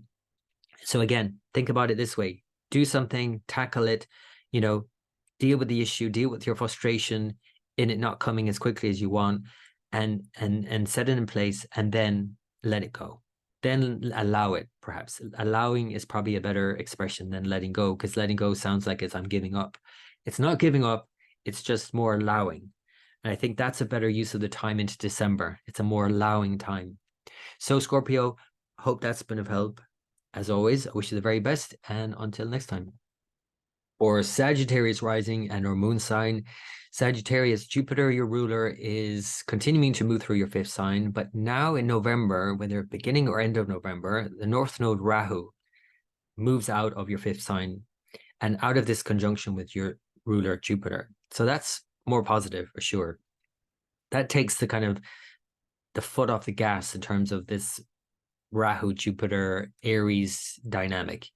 For you personally, this is 5th sign, so it's very much about planning the future and speculation in terms of any kind of speculation, whether it's with markets and finances or your future in any kind of way. It's all about planning your future. And so that could also implicate children, if you have any, but any kind of speculating or doing anything, planning anything that is future orientated is the 5th sign. Any kind of thinking that you have to work through and all of that, Rahu just doesn't go along with that, because Rahu is its shadow. Rahu distorts your thinking. Rahu distorts and exaggerates this impulse to plan, to speculate. That's why the advice most astrologers are going to give you is not to speculate in the markets with Rahu, because you're probably not going to get the best advice, especially with Rahu Jupiter. You're going to get the wrong advice and things are going to be inflated and unreal. And then everything gets deflated and then the reality sinks in, especially once Rahu moves out and then Saturn and Rahu aspect Jupiter. So this is what happens by the end of the month, is that Rahu moves into Pisces, whether beginning or end of the month, depending on what calculation you use. And then Saturn continues to aspect along with now Rahu, which is said to have a 12th house aspect, second from it in zodiacal order. So your ruler being still impacted by Saturn and Rahu, in other words, it's something to be mindful of. And at the same time, I feel like this is a more positive situation because you at least don't have Rahu and Jupiter together anymore. And in a way, the Saturn aspect onto Jupiter now is more positive because it's about, okay, here's a reality check for you. This is what I need to deal with. This is the situation. And reality is your friend. So it actually wants you to, you know, plan. Saturn is a better planner in terms of kind of quote unquote realistic planning. So again, in terms of speculation, whether that's financially or otherwise, this is a probably better time ultimately than the Rahu Jupiter, which was this unreal situation. So now that you're more on board with what is true and what is real, you can then plan better. You can absolutely schedule it and look at it and plan the steps that are required to make this thing happen, whatever it is. Fifth house is about anything you want to make happen. It's what you would dearly love to make happen. So Jupiter now left alone, in a way, left alone, not quite, in Aries in your fifth sign, is probably a better time ultimately. Now, it's still retrograde Jupiter until the very end of the year, the last day of this year. And so there's this whole kind of revisiting this and looking back for opportunities, and all of that is still relevant. And you're going to obviously think about that in terms of any kind of speculation, financially or otherwise, as a kind of maybe hesitation. And there is good reason to hesitate because, of course, this financially, I think, is going to lead to major adjustments in the markets, in the global economy over the next few months. So that is probably part and parcel of why you're hesitating and should hesitate, because you need to see how it's all going to pan out. I could talk about the long-term implications of this because, of course, Jupiter next year will meet with Uranus as it moves forward, along with Uranus by the end of Aries, and then they both move into Taurus by May, June next year. And that's a whole other ballgame. We're at that stage in a different financial landscape altogether. So again, another reason why maybe holding off on any major speculative kind of financial dealings, because, and again, any other kind of speculation, like any other kind of planning, or anything around your children, remember fifth house is also about children, is because it's all going to just play out in so many different ways and so many unexpected ways in the coming months that until it all kind of happens, it's very hard to actually make a decision about these things. So as strong as Jupiter is in the fifth in that way, that you can see here, there's a lot to kind of work out first. So Rahu has to work out, get out of your fifth sign. Jupiter has to then station by the end of the year into the new year. And then it has to meet with Uranus. So this is some surprising twists and turns to go yet. But even just by the new year, I think the new year will be a better time for you to be able to plan things ahead. And thinking more positively about things as well. I think the new year will be a lot more positive for you, Sagittarius. And I've been saying this for Sagittarius and Pisces. And the fact is that Jupiter has been under the shadow of either Pluto, of its debilitation, of Saturn, or Rahu, the shadow itself, over the last 6 years, since 2019. So this is good news because it means that this is the first time in years that Jupiter by May of 2024 is moving out of this kind of influence. A very strong influence from Saturn, for example, right now, continual Rahu influence, all of these things are impacting Jupiter. What is Jupiter? Jupiter is hope. Jupiter is optimism. Jupiter is, for you in the fifth, very much right now, of all of those things, hope and optimism for your future. And all of those things have stalled recently and have been affected by these shadowy aspects, these unforeseen circumstances, these kind of darker themes that have come into your world and affected how you can see the future. And it could have felt all like doom and gloom. And I'm saying to you that this is light on the horizon, essentially, Sagittarius. And if you're thinking about your children's life or your own life and your own future, or both, of course, this is something to think about long term, that there is light at the end of the tunnel here. And whatever is happening in the next few months, and many things will happen that seem dire, that's the thing to keep in mind always. So that's the bigger picture. I wanted to give you that because it's important to keep that in the context of what else is going on in November, because there's a lot going on in November. So the first thing I want to point out is that Venus is moving into Virgo, your 10th sign. And then soon after, Mercury is moving into your 12th sign, ruler of Virgo. So there's just something to kind of let go of here as well. There's some thing here. Maybe it's just the expectation of how you think things should be. Venus and Virgo in your 10th, although good in terms of professionally attracting, something into your life. The resources that you need, the networks that you need to make something happen. Venus and Virgo can get too bogged down in the details. So maybe, again, it's just about letting go of the expectation, especially because it then meets with Ketu, the South Node. Again, whether the beginning or end of November, Ketu is now moving into Virgo. And that's another big theme I'm going to touch on now. But Venus, in a way, in Virgo in November is setting the stage for that longer term impact of Ketu into Virgo. And it's asking you, obviously, to look at your professional life and the changes that have to happen now. And again, it could be just, again, letting go of your expectations of the way you think things should be done, and that they maybe could be done differently.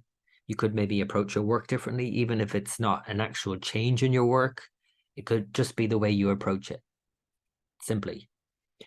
At the same time, Rahu's moving into your 4th, so that's the other big shift. So remember that Ketu in your 10th, Rahu into your 4th.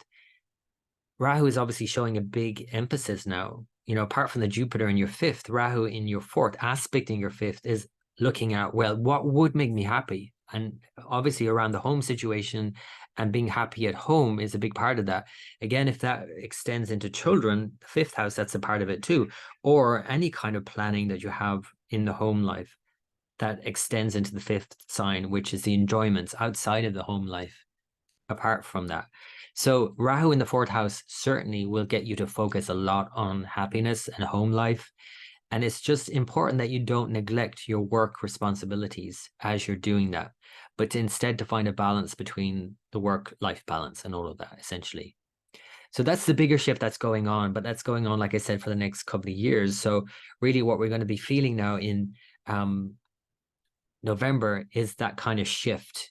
And you might have felt it already, but again, it's slowly happening. It's slowly filtering into our awareness.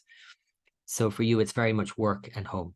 So the other thing to mention is that Mars and the Sun both move into your 12th sign, I'll show you here, by the 17th of November. And they do so together. So Mars and the Sun are exactly together in Scorpio, your 12th sign. This is, as has been for Mars, Scorpio, ruled by Mars with Libra, the 12th sign. Sagittarius now experiencing the 12th sign is like Mars in the 12th is like a shoot yourself in the foot type of transit, where you have this underlying angst that you can't really pin down. It's like, I don't know what's, off, but I just feel off. And because this rules the 5th sign, which I've been talking about, and this, children situation or planning or speculating or thinking about the future, Mars now in your 12th sign, combust, angry, but hidden away in your 12th sign, is an important time to deal with any kind of hidden frustration and to use it for what it's best for, which is clearing out this kind of saboteur, the part of you that is getting in your own way in getting what you want. The part of you that trips yourself up every time you go for what you want. That's essentially what Sagittarius have to deal with always anyway, with Mars ruling the 5th and the 12th, both of those signs. So you're always having to deal with what is tripping you up in terms of seeing your dreams come true. And now it's, a really important time to think about that. And because subsequently Mercury, which is starting out in the month from the 6th of November to the 26th in your 12th sign, then moves into your sign by the 26th, and then will move back into your 12th sign by mid-December till the new year. This is like, or by the end of December, this is like this back and forth between your 12th and 1st house. This is very much about, okay, what is standing in my way from getting what I want, and who maybe even is standing in my way? What do I need to do, and who do I need to get on board in order for me to do this thing that I want? And that's another part of this whole puzzle in November. everything is kind of like a jigsaw fitting into place eventually, but initially it might feel like you're trying to fit the pieces together and they're not fitting together. And that's especially because of, if I show you here, first the sun on the 23rd, and then Mars on the 25th squares Saturn in your third. So this square between your third and 12th house is this kind of jigsaw puzzle that doesn't seem to be fitting in. Like this piece should fit in here, but it's not fitting. That's the frustration that we could all feel, and that you might especially feel, but not, again, be able to pin down, like, where I don't know why I'm feeling frustrated. That's 12th house. The third house is like, I have this plan, I want this thing, and I need to focus on this thing and move forward and get this thing. And at the same time, I'm not really sure what I need to let go of here, what's standing in the way of even getting that thing. That's a square between Saturn and Mars in your third and 12th house. So this is the important time to be mindful of. 25th of November is the kind of crux of it, the kind of maximum frustration point, you might say, to be really mindful of. And especially then at the same time, because Venus is moving towards its exact degree of debilitation in Virgo in your 10th sign, you know, whatever you do, think about, you know, not getting too bogged down in the details and getting too critical of the way you're doing things or how other people do things and the way things are panning out at this stage. Let go of your expectations, I would say. It's a better use of Venus and Virgo, and especially conjunct Ketu. So that's the other thing. Ketu and Venus come together in Virgo, in your 10th sign, and it's going to be like, again, it's not working out as you anticipated, potentially. Expectation is probably what's going to lead to any kind of feelings of unhappiness at this point, where it's just not as you want it to be.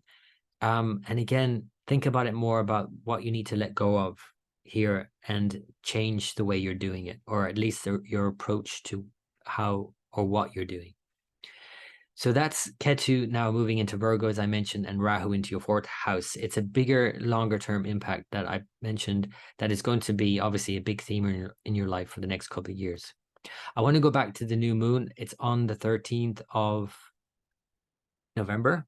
This is the dark moon, sun, and Mars, all opposite Uranus. It's explosive, it's volatile. It's the 11th house and 5th house activations, which have been very activated for some time now. And it's about thinking about, what do you want to do? What are your ambitions? What would you love to do? You know, the 5th house is very much about what you would love to do, but your 11th house is more about your higher ambitions and goals in life in general. And they're obviously opposite. And because we've had the eclipses here in October, and now we have all of these planets here and the new moon here, it's really about thinking about your ambitions and adjusting to these at this point for this new moon on the 13th. Then 2 weeks later, we have a full moon in your 6th sign, and it's the steps that are required in order for you to see that through. And because Venus is now exactly debilitated at this point on the full moon, the 27th of November, and although it's strong, it's exalted moon opposite Mars, a very powerful position in many ways. There is this frustration with Saturn in a square to the moon and Saturn, and Mars, and the weakened Venus. So it just might feel all a bit sort of bogged down and frustrated at this point as well. And that's something this is like the hump, I think, to get over, despite an exalted moon, and how that could be a sweet spot in the month in one way, but at the same time, it's like the sweetness that comes, but then it's like leaves a bad taste in your mouth, right? It's like the frustration that you feel because of things, you know, the anticipation of things being a certain way, and then it turns out another way. You know, this is something, again, you have to let go of. There's a lot to let go of here in November. And once you do that, I think, again, considering that nodal shift is important into your 4th and 10th houses, that there are a lot of expectations to let go of. And that when you do that, things can change for you in big ways, in bigger ways than they have recently, in very obvious ways as well, in terms of your home life and your work life and your direction in life in general. So Sagittarius, I hope that's been of help. It is a complicated month for sure, but it's a complicated month for everybody. And if you can use these transits for what they're best for, which is tackling some issues, letting go of something, overcoming something, and not expecting an easy ride necessarily, but using the energy to kind of deal with things and to overcome any hidden blocks. And again, maybe it's just overcoming this kind of anticipation or expectation, to remove those and to kind of just get on with what you can get on with in November, I would say, because it's all shifting around by December anyway. So I hope that's been of help. As always, I wish you the very best for the month ahead, and until next time. For Capricorn rising and or moon sign, Capricorn, Saturn, your ruler, is stationing direct in your second house sign. And that means that things are slowly going to start to move forward again in matters related to home or family life, I mean to say, and finances. It does also mean home life because it aspects that. And home life is something that there's a lot of focus on and has been for some time now. And the changes that have already occurred in many ways. And in a way, this is kind of like the aftermath of that in a way. But now it's more especially like the plans that you need to put in place now in terms of your financial life and your family life. And the changes that obviously that can bring eventually to your home life. And again, the changes that have already occurred in your home life maybe have been more extreme. And I think Saturn's influence now on your home life can be more steady. And that's always the benefit of Saturn now stationing direct to go forward again slowly. Again, it's going to do so slowly in November, but it can at least move forward and you can start to plan ahead. And that's very much about what the second sign and Saturn in the second is about. At the same time, like I said, there's been a lot of changes in your home life and your work life because 4th, 10th house axis, you know, the nodes, the eclipses in October especially have kind of culminated in this point where a lot of changes has transpired. All these planets start to shift now. The nodes move out of these signs and the Sun and Mars conjoined by degree move out of your 10th sign into your 11th sign and square your Saturn. And so that itself is a kind of frustration point in a way in November, because despite the movement forward, there is this kind of frustration by mid-month that has to be dealt with in terms of your financial planning or your family dynamics, and now also bringing in some friendship dynamics. Financial and friendship kind of tie together in many ways, family and friends and all of that, 2nd and 11th house. That's where the squares are happening. So if I show you that here, you can see here is that Mars moves in by the 16th and then, you know, pretty much around the same time. So they're at the same degree. The Sun moves in 17th of November. So they're at the same degree. And then we have by the 23rd, we have Saturn, your ruler, square Sun by exact degree.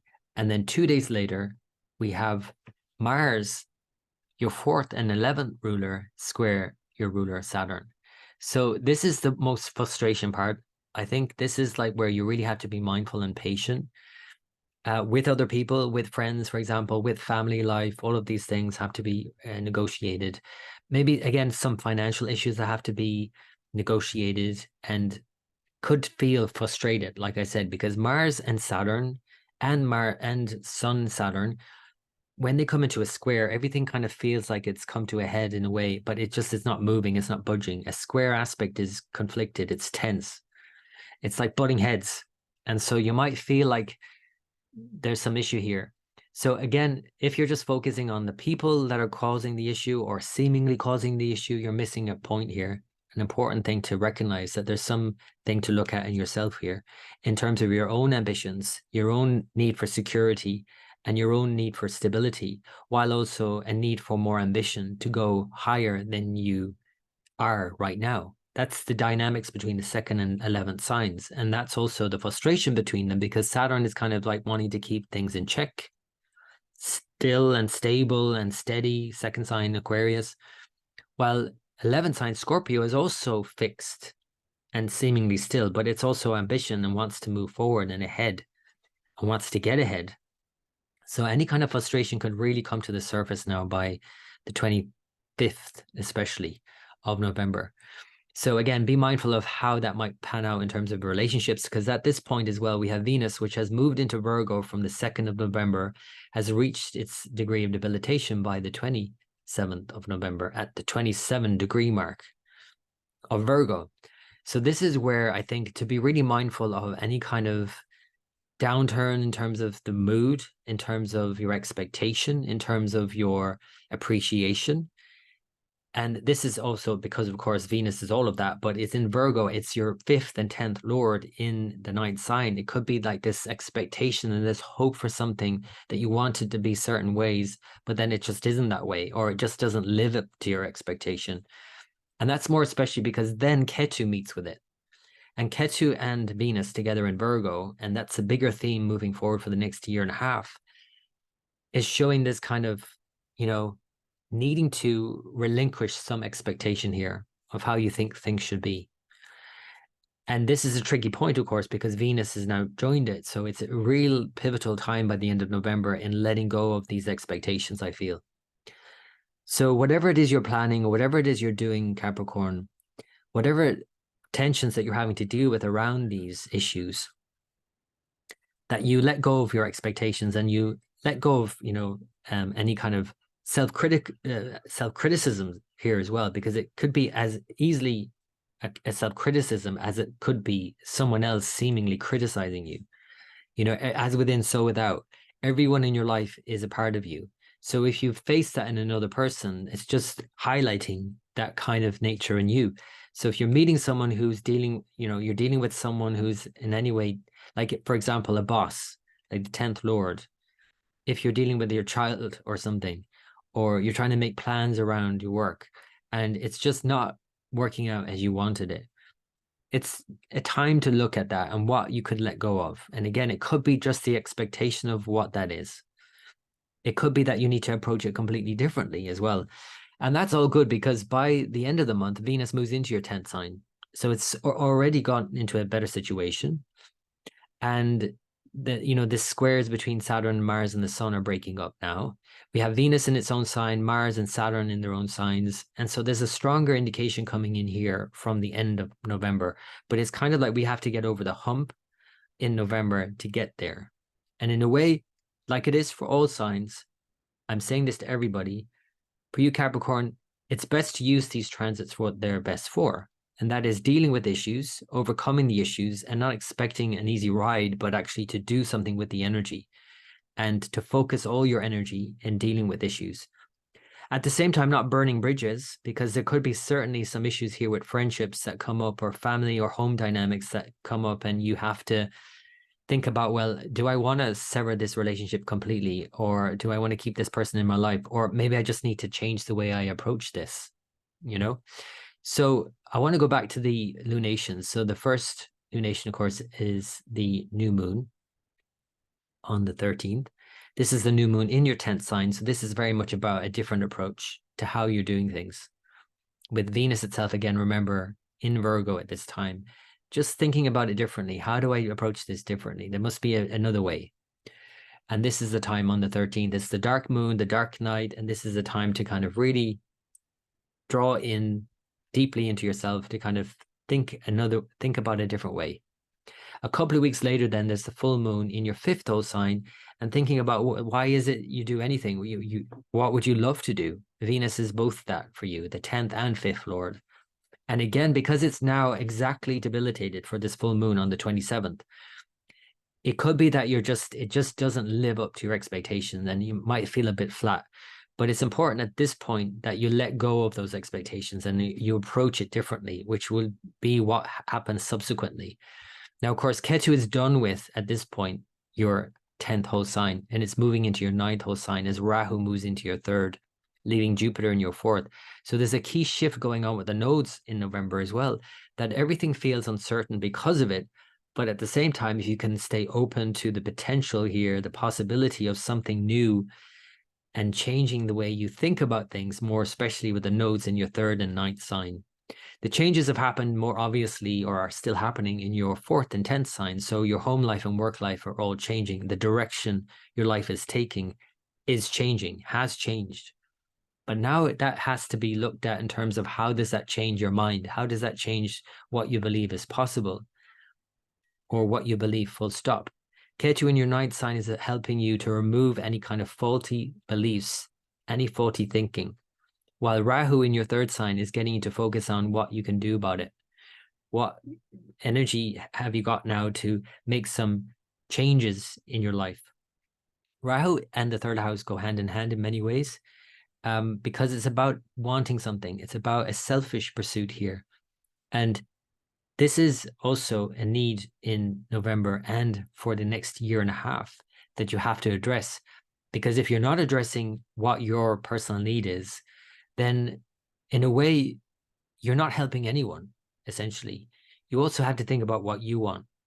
And so thinking about your own selfish desires, thinking about what you want and what would make you happy will make everybody happy. Because if you're happy, then you can make other people happy. So thinking about that in terms of Rahu now in your third sign, how do you go about making yourself happy with Jupiter in your fourth sign? Thinking about your home life, thinking about your heart, what really fills your heart with joy, thinking about those interests, those things that you do that really give you a sense of happiness and joy. And that's essentially what Rahu is going to focus on now for the next couple of years. So as you're doing that, though, you don't want to neglect more higher-minded things, shall we say, with Ketu in your ninth. You want to focus on, what are your belief systems? What are your core beliefs? And what are your faulty beliefs? What are the things that, aren't actually true in the first place that you do believe, but that you could do with letting go of? So this is the dynamic. This is a long-term implication for the next year and a half, as I said, with the nodes. But in November, it really starts to pivot into that. So it's worth thinking about and sort of hitting the ground running and adapting to the changes that happen at this time. I mentioned the new moon in your 10th sign, but on the 27th, like I said, the full moon is in your 5th sign with Venus in your 9th. And so it's about doing something more purposeful. And this moon exalted opposite Mars is more purposeful. It feels more dynamic. Even though the Venus is in its weakest point now and it kind of might feel a bit flat, there is a lot of dynamism about this full moon by the end of November that I think you can really channel and use to your advantage and feel that force and energy in doing something more purposeful and meaningful for yourself. So, Capricorn, that is November, and absolutely a complicated month for sure, but one you can make the most of and, use these energies to deal with issues and come out the other end feeling just brighter and lighter. I hope that's been of help. As always, I wish you the very best for the month ahead. And until next time. For Aquarius rising and or moon sign, Aquarius Saturn is stationing in your sign on the 4th of November. So it's going to slowly start to move forward in the month. And although it's slow to move forward, it is moving forward. So that's good news. No longer moving back, having to deal with things from the past, having to go back and finish things, or just having to deal with some things that just don't seem to be moving forward. Now things can move forward. As slowly as they do so in November, they're still moving forward. So thinking about your long-term plans, thinking about what you would like to finish. Maybe there's a project you're working on you would like to finish. Maybe you're considering what you have finished and now how you can look forward into the next phase of your life. So this is always an important juncture as Saturn stations in your sign. As it does so, of course, it looks at your third sign where Rahu is finishing up in November. Whether you use the true or mean node, it could be the beginning or end of the month. But either way, Rahu is finishing up in Aries, moving into your second sign. So this, I think, is an important juncture as well in terms of letting go of that kind of Rahu expectation. Third sign is very much about selfish wants, desires. Rahu and the third house go hand in hand for sure. So that's a good indication and has been for the last year and a half. But now it's about kind of even letting go of that and saying, okay, well, what do I want really? Because Rahu also at the same time is a shadow and it's not clear about anything. And especially conjoined Jupiter in your third, there isn't a lot of clarity about what you want necessarily. It could be all about what you want, but then it's like, well, I don't know what I want. So now that Rahu's moving, and I'll show you this by the end of the month, this is a more positive indication because it leaves Jupiter in your third sign. And yes, it's retrograde Jupiter and Uranus and all of that till the end of the year, into the new year. But at least there's this sense of, okay, let me gain more clarity about what I want. And now that Saturn's moving forward in my sign, aspecting Jupiter in my third, and Mars now at this point as well by mid-November, moving into your 10th, ruler of your third, this is like, okay, this is more purposeful. This feels a lot more purposeful and directed and intentional. And that's, I think, the best use of these transits for you, Aquarius, in November is to be intentional and focused. If you're not intentional and focused and scattered, this is a waste of the energy because Mars in Scorpio is coming into a square with your ruler Saturn and a trine to Rahu in Pisces as it moves into the 5th sign from Mars. So there's a need to kind of really focus your attention here and intentions in November for sure.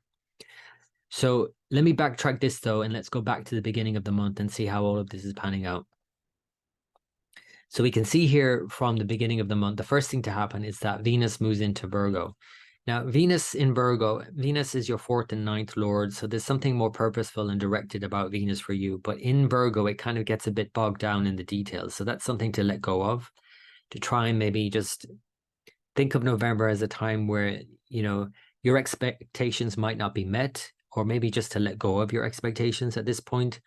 It could be some issue here, you know, in home life, travel issues, study, things that you want here that are just not working out in the way that you thought. There's some twists and turns that you have to negotiate with here. And again, it could be just that your expectations aren't being met, and to not get, you know, too upset about that or too bogged down in it, because it's a brief transit. It's only for November. By the end of the month, it'll actually move into Libra out of Virgo. So that's more positive by the end of the month. The other thing to happen is that the Mars-Sun conjunction, in other words, Mars combustion, moves from Libra, your 9th, into your 10th. This is more purposeful and directed in another way. And now Mars aspects your sign and fuels you and gives you energy to do something, to take action. But it's an angry Mars. It's Mars combust. So it might feel frustrating as well, because Saturn is in a square to Mars and the Sun. So the Sun-Saturn square is on the 23rd, and then the Mars-Saturn is on the 25th, 2 days later. This could feel very frustrating. You might feel, because Mars is all about work and things you're doing, this 25th November period could be frustrating. So just be mindful of that, especially then also because Venus has moved towards its degree of debilitation. So there's some, again, expectation to let go of and frustration that you might have to deal with by the end of November, in other words. So deal with it. I would say focus your energy and your attention and intention on making something happen right now. And that's a better use of this time. The other thing I mentioned was that the nodes are moving. And so actually Ketu meets with Venus in your 9th sign, in your 8th sign. Sorry, let me move this forward to your sign. So they come together. Now, again, whether you use true or mean node, it could be earlier in the month, later in the month, whatever. This is a big pivotal time of the nodes moving from your 3rd and 9th into your 2nd and 8th. So this shows that there are some fundamental shifts that are going to happen for the next year and a half in terms of your financial life, in terms of your family dynamics and relationships as well. And that your core values essentially are going to have to go through a change. And that also could play out in terms of, more obviously, in your financial life, because values and finances obviously go hand in hand. What you value, what you spend your time on, focusing on, what you deem to be important, is what you get out of it. Like if you really focus on your values, on your worth, then, you know, you focus on building wealth. That's 2nd sign. You focus on accruing, you know, amassing wealth. So Rahu in the 2nd sign could be overly focused on wealth, of course, and what you want and what you have to say about something and what you want to do, and not as much on what other people want of you, or other people's values, or your partner's wealth, or your partner's value. Now, that could literally mean that your partner's wealth itself goes through a change, and you're focusing all on yours wealth, and you're the moneymaker now. You're the kind of breadwinner, essentially, maybe. So obviously there's a change happening here in your relationship dynamics and around wealth issues. And that could be itself quite complicated, because of course relationships are one thing, but financial issues in relationships are another. It's complex. And so the nodes mixed in with this, even more complex. There's a lot of shadowy aspects to deal with, a lot of uncertainties that you and your partner might be going through together in terms of how you're sharing resources, or how you're earning and saving, and all of these things. So be mindful of that for the next year and a half, I would say. And in a way, November is setting the stage for that, because of Venus's transit and meeting with Ketu, the south node, in your 8th house. So by the end of November, I'd say it's a complicated time, and maybe just, again, try not to think of this, try not to get too bogged down in the details at this point by the end of the month, and try not to have a lot of gloomy expectations, though you might indeed have. Try and allow this to kind of just maybe be a time to let go of any kind of expectations at all, gloomy or otherwise. Just let go of any kind of anticipation here. There's nothing to think about here. Just focus on the present and what you're dealing with right now. And that's because of Venus and Ketu in your 8th house. So that's a bigger shift. Let me go back to the lunation. So I was mentioning there's a new moon on or maybe I didn't mention, there's a new moon on the 13th of November.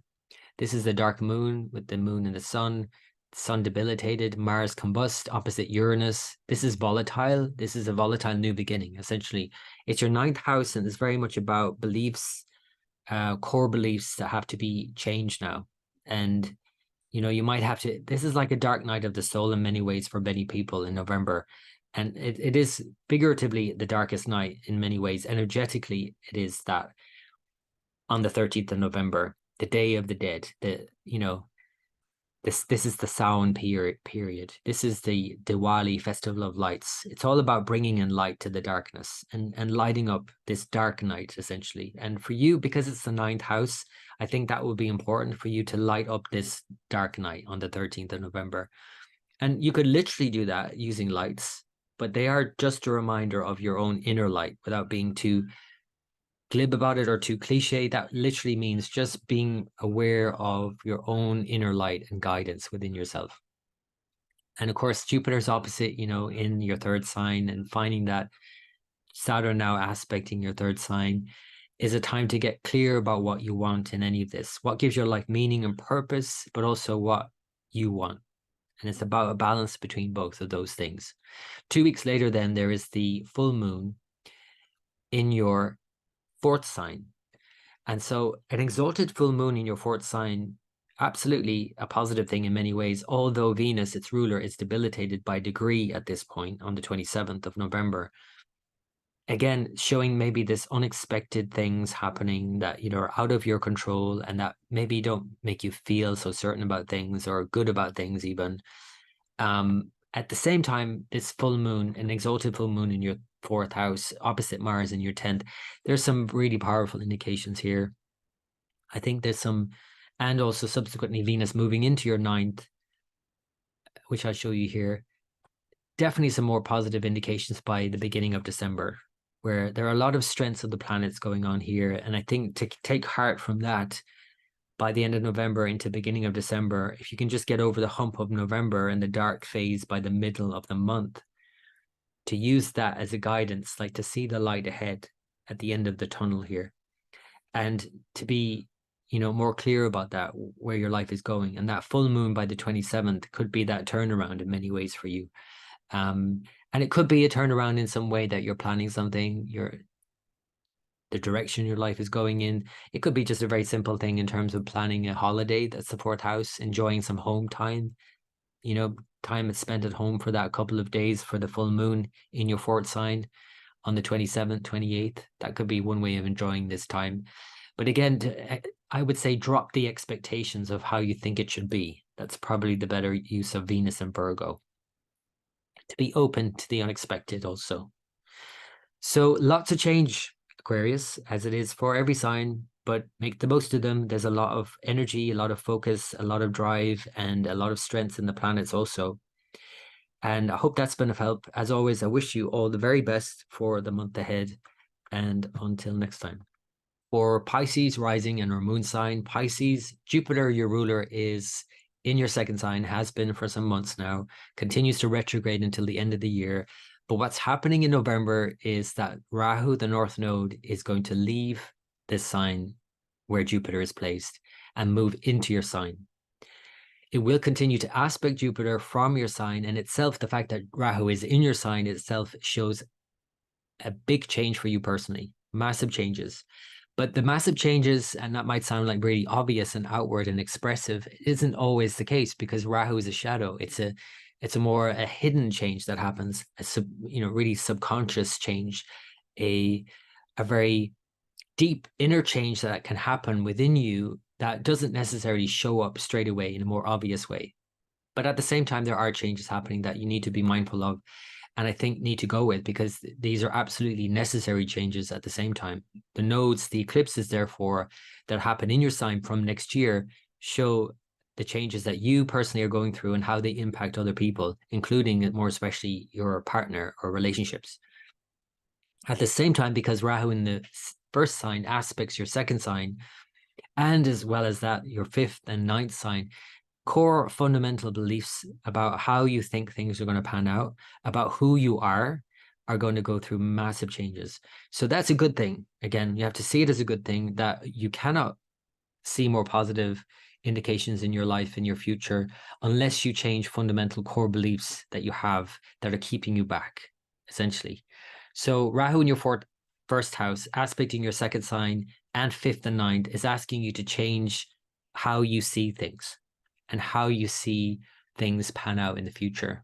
Second sign is like a vision board, like it's very much about having an inner vision as well as literally outer vision. And Jupiter in your second sign now, no longer conjunct Rahu, is, and especially as it moves forward into the new year, more clear about that vision. And yet at the same time, Rahu in your first sign is still asking you to go through so many changes that you might not be 100% clear about who you are in the process. And that's the thing to be really mindful of.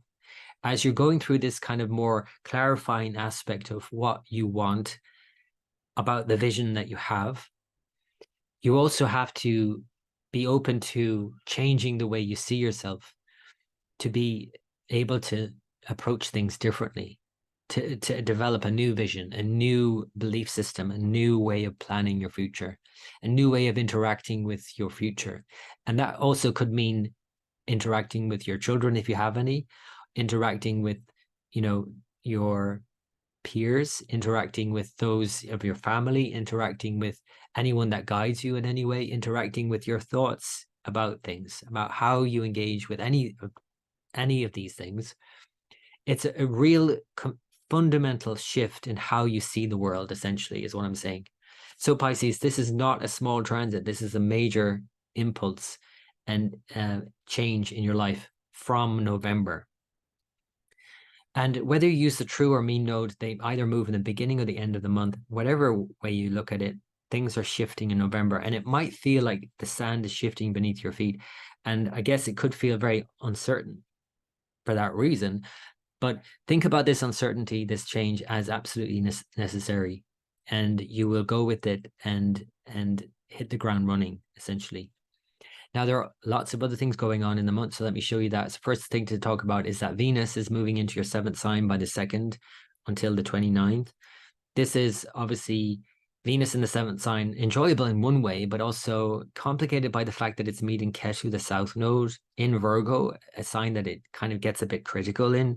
So to be really mindful in your relationships, how you're dealing with others, because this is the other thing to say, that as Rahu moves into your first sign and the focus is on you and your core beliefs and your way of thinking about things and planning your life, as that is the focus, you could easily then take the focus off the other, and the other being the partner, if there is a partner, or any other. And if that's the case, then you could then obviously neglect the other. You could easily then, if you are focusing on the other, criticize the other, because this is now what I believe, or this is what I want. And like, this is not what I want anymore. So this is something to be mindful of, because as Venus goes into Virgo and meets with Ketu, this kind of hypercritical kind of thing could crop up. Now, it could be that you don't in any way personally identify with that. It could be because this is a shadow that you projected onto the other. And it seems that they're the ones that are being critical of you. That could easily pan out. And at the same time, you have to recognize that everybody in your life is a reflection of you. So any person that's coming to you with any kind of criticism or any kind of anything like that is a reflection of your own inner critic. And that's something to be really mindful of. So Venus in the 7th house otherwise, though, can be enjoyable for sure, but it's just sometimes it's like looking for love in all the wrong places. It's like the lowest common denominator. It's like, I'm getting stuck in the details here. I'm getting bogged down in, what I think I want, but I don't know if I want that, or I think I want it this way, but then it turns out to be this way. And then, our expectations might not be met with Venus and Virgo. So you have to maybe let go of some of your expectations and how things should pan out, how you think they should pan out. And maybe that's all you need to let go of. With Ketu conjoined Venus, it's about letting go of something So maybe just letting go of your expectation would be the best thing. Maybe it's your expectation of another person that you think they should be a certain way, and maybe they don't need to be that way. Maybe they just are who they are, and that's it. At any rate, I think there's a lot of things to deal with here in terms of relationship, and that's again in November because of Venus, but for the long haul with the next year and a half of Ketu in your 7th sign. So in a way, November shifts that gear, shifts the focus, and does it subtly so maybe, and sometimes maybe more obviously, but it's a longer term impact.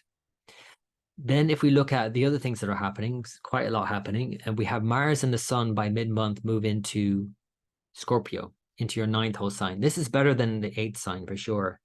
Sun and Mars moving through, and Mercury and the eclipse and Ketu for the last year and a half, all in your 8th sign recently, showed a lot of things that are just unseen or unknowable or unclear and unnerving even. Mars in the 8th sign is unnerving generally. Mars in the 9th sign, combust, is angrier than it has been of late, but it's at least more clear. And in a way, maybe it's the clarity that comes from, or maybe it's the anger, the frustration that comes from that clarity. It's now I'm clear. Now I'm clear, but it's like now you're like that's standing in my way. Because that's the other thing. Mars and Sun moving into Scorpio are squaring Saturn in Aquarius, and the exact squares come on the 23rd. That's the Sun squaring Saturn, and then the 25th, Mars squaring Saturn. So here we have a square between your 9th and 10th house, or 12th house, and that's very much about, again, letting something go.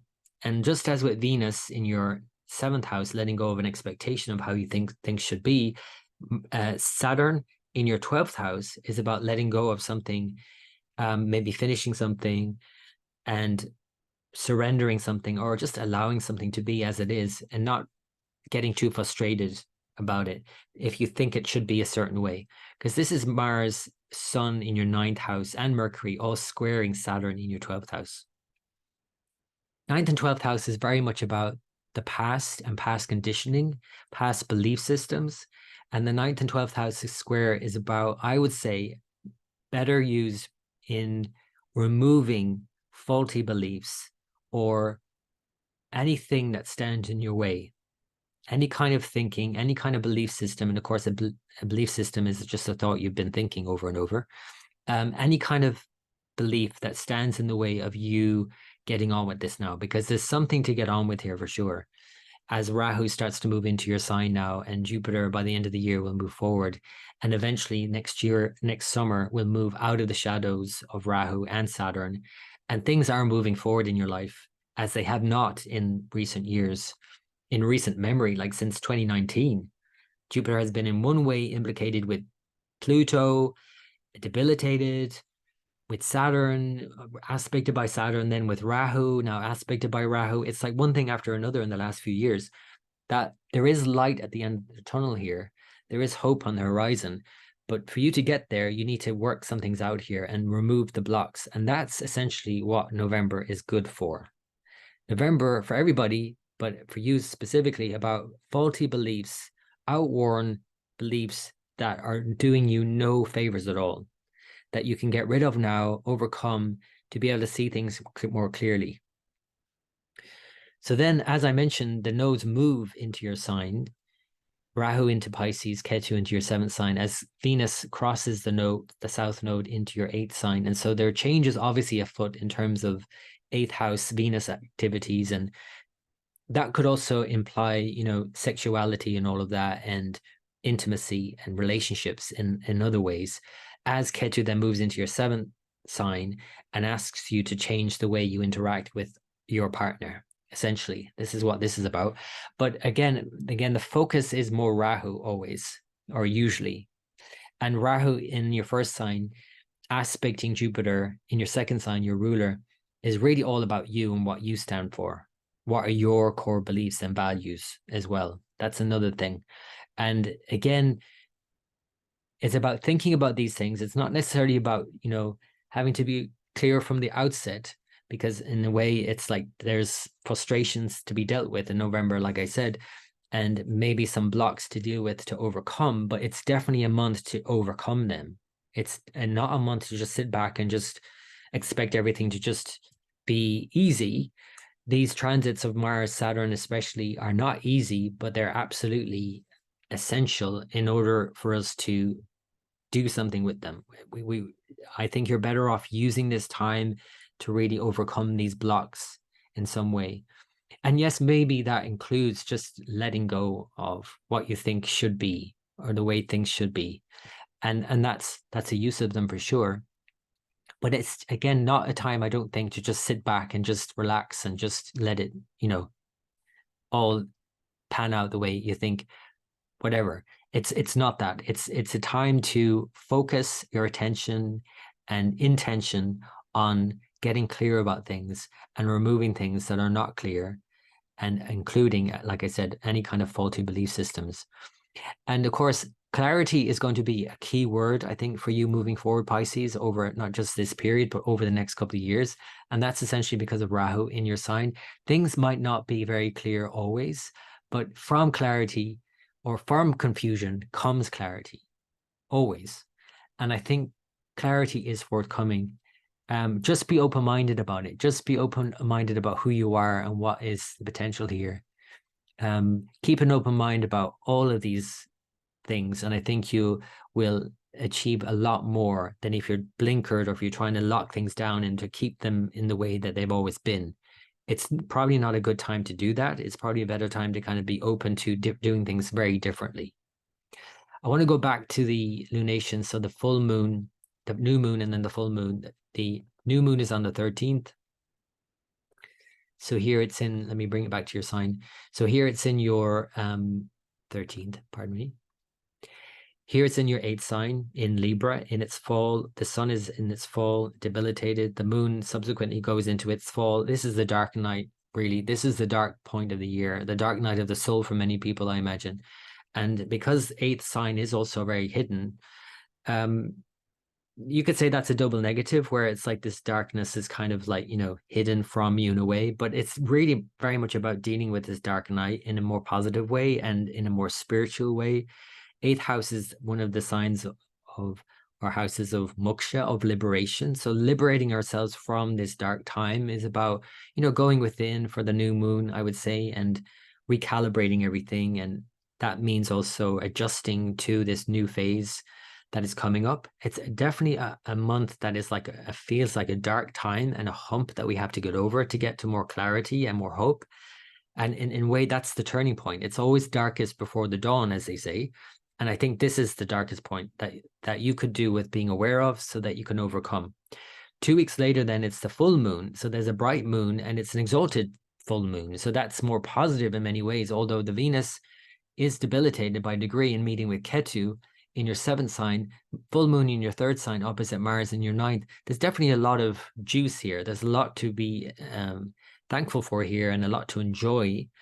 Again, if you don't get bogged down in the details and get hypercritical about things or expect things to be a certain way and they're just not. That's the downside of this Venus, I would say. And if you can find another expression for that Venus, and maybe Venus in Virgo is best expressed through just, without fault finding, finding a problem but then improving it, turning your attention to the solution instead of focusing on the problem, in other words. That would be a better expression of this full moon, I would say, and engaging with that in a more positive way, because there's definitely a lot of positive indications for this full moon as well. But other than that, it is a very complex month. It's a dark time for sure. And it's, again, the turning point. Again, it's always darkest before the dawn. And for you, Pisces, I think this is the thing to note, that there's a turning point happening here for you that hasn't happened in a long time, that is leading to a better situation ultimately next year. And at the same time is unclear because of it being so much of a changeable time for you personally. But still be open to it, because these are the changes that have to happen. Absolutely. So Pisces, I hope that's been of help. As always, I wish you the very best for the month ahead.